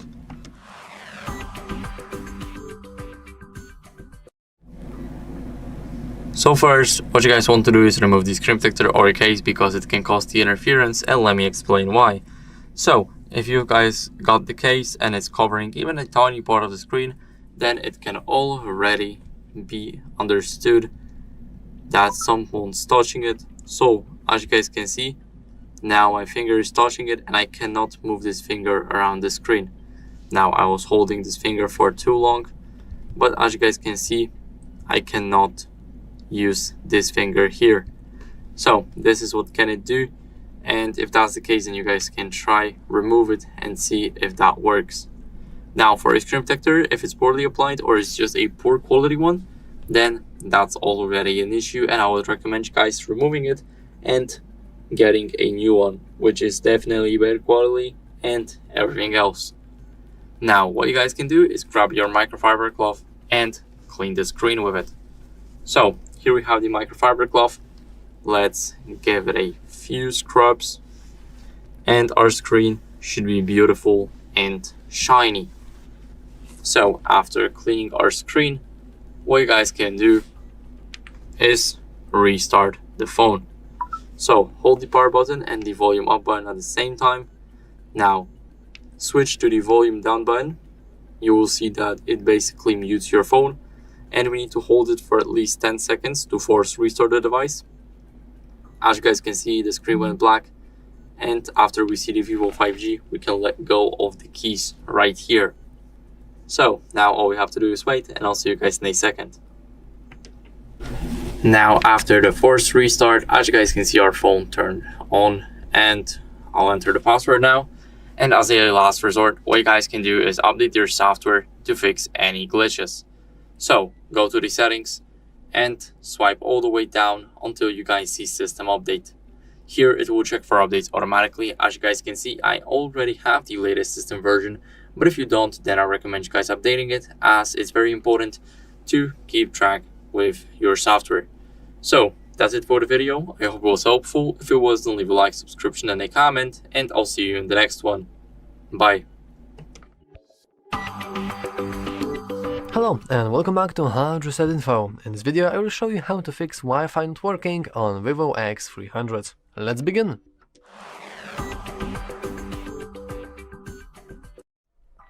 So, first of all, in order to fix any bugs or like smaller issues related to your Wi-Fi, all you want to do is just disable it. Just for a moment. You can leave it disabled for about 15 seconds, maybe 30, and after that you can enable it back. And with that, congratulations, you have rebooted your Wi-Fi module inside your phone. And that should clear out any smaller or like just very tiny bugs. However, there is a very high chance that this did nothing to you. And if that's the case, we want to press and hold onto the Wi-Fi icon and go into more Wi-Fi settings.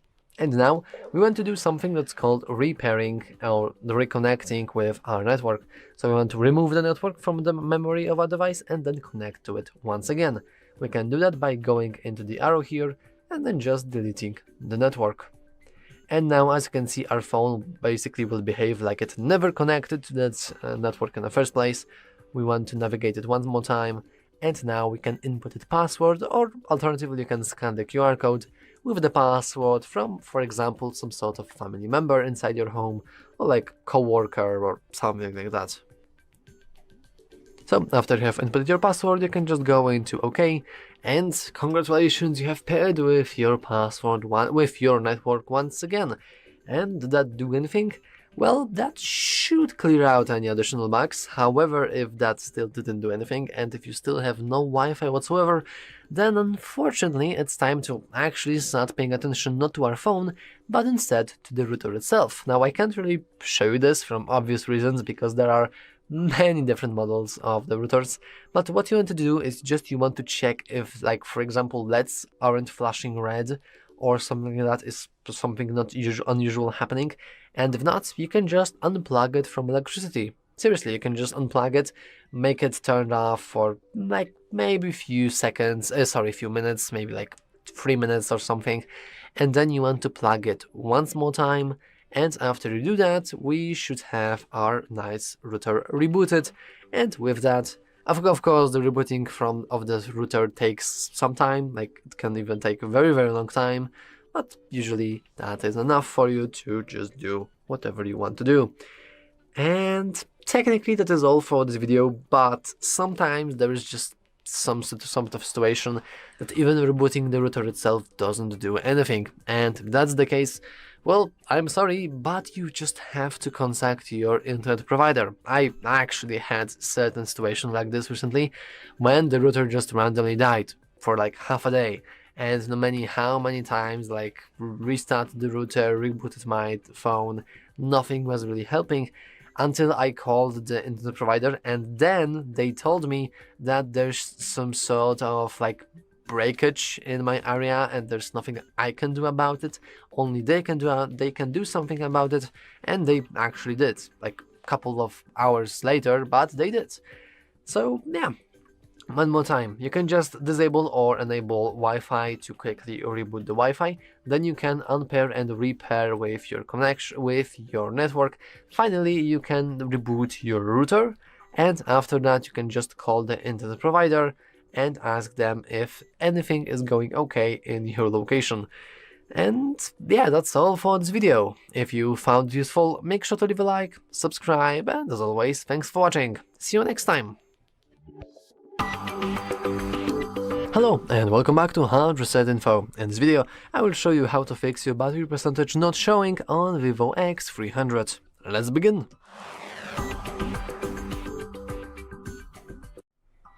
So, as you can see, currently I just have no way of checking my battery. I have this little circle icon, but there is no percentage bar and there's really nothing else. So, how can I possibly fix it? Well, first of all, we want to head into our battery. Then we can scroll down into battery settings. Did I say battery? We want to go into settings, then battery settings, yeah.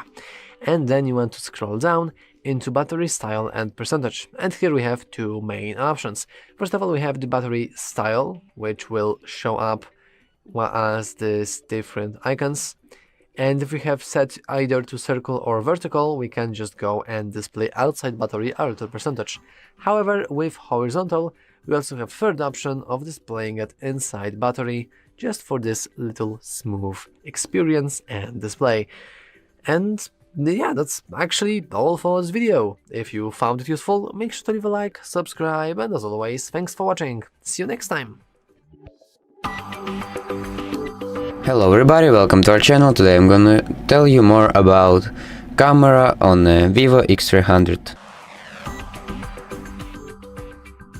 So the Vivo X300's main rear camera is a 200 megapixel sensor designed HPB, sized 1/1.4, aperture f/1.68 with autofocus and optical image stabilization. And what does this mean in practice? Well, ultra high detail videos and photos.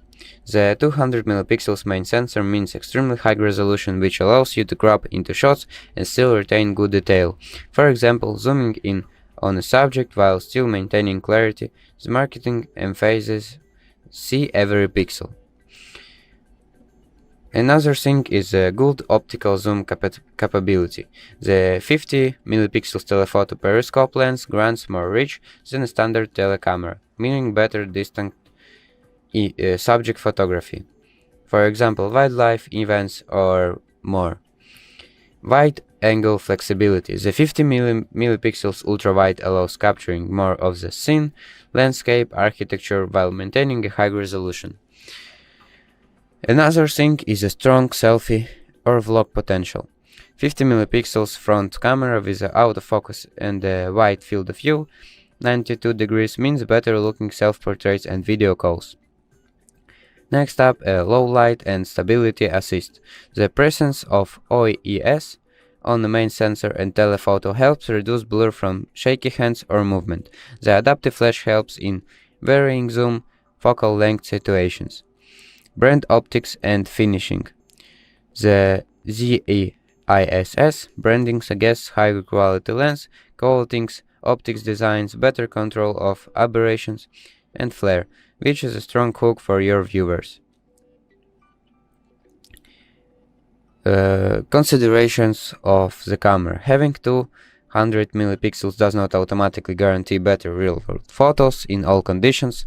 Sensor size, lens quality, image processing, software matter a lot. Telephoto zoom, while there's a periscope lens, the effective zoom factor, optical versus digital, may not match high-end ultra-zoom phones. Viewers might want comparisons. Ultra-wide and front cameras are high resolutions, but wider lenses often trade off some sharpness or edge distortion. Still, the numbers are strong. Real-world testing. Lightning dynamic range video stabilization is important to see how the hardware translates to daily use. So basically that's it. So thank you for watching and subscribe for more. Hello everybody, welcome back to HardReset.Info channel. In today's video, I'm going to show you how to fix screen flickering on your Vivo X300.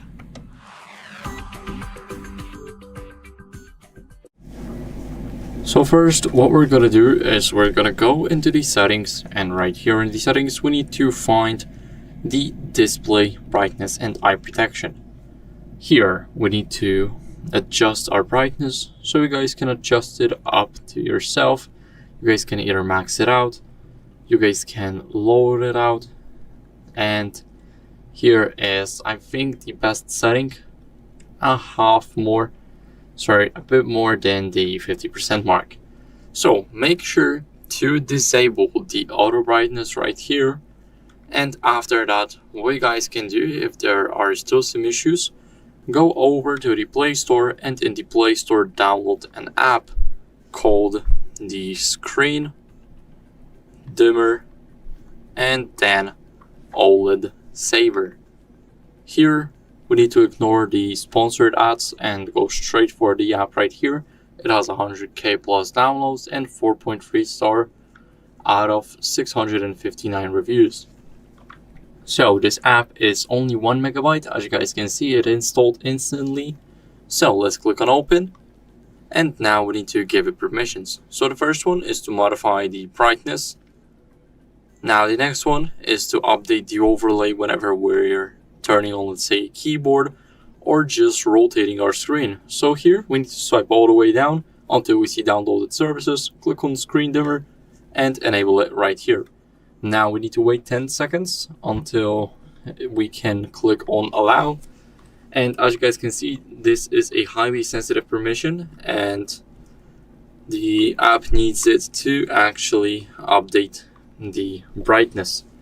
Now the last one is to to send us notifications, and we want to allow it. And as you guys can see now, we can easily change our brightness. So we can set it like that. As you guys can see, it looks perfect. And if we don't want it anymore, we can just turn off the service and it looks like this now. So as a last resort, what you guys can do is head over into the settings. Now let's leave the display brightness and eye protection and scroll down until you guys see the system update. Here we want to check if we have the latest software version. If we do, then that's great, but if you don't, then I recommend you guys updating it. It's very important to keep your software up to date. So that's it for the video. I hope it was helpful. If it was, then leave a like, subscription and a comment, and I'll see you in the next one. Bye.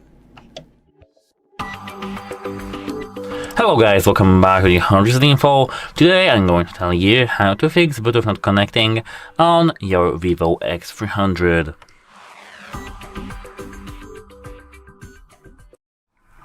So actually, it's very easy. At first, go straight to the settings on your device and tap on the Bluetooth.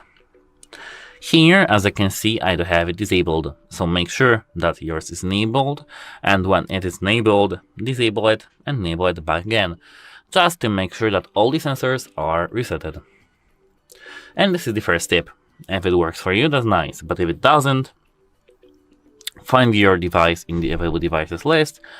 For example, this one, let it be this one, tap this device and tap forget and just repair your device.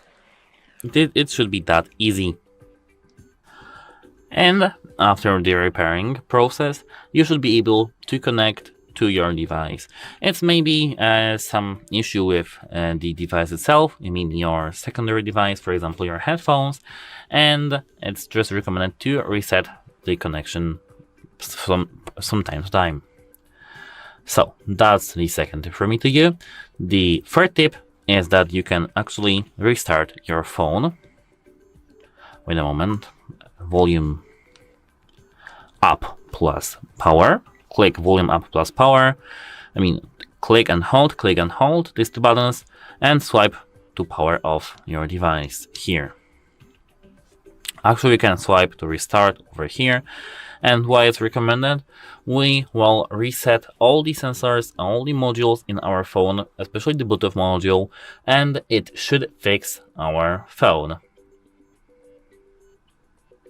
Apart from that, meantime, we can just restart our secondary device, which can be our headphones, our speaker, or any other device that you want to connect.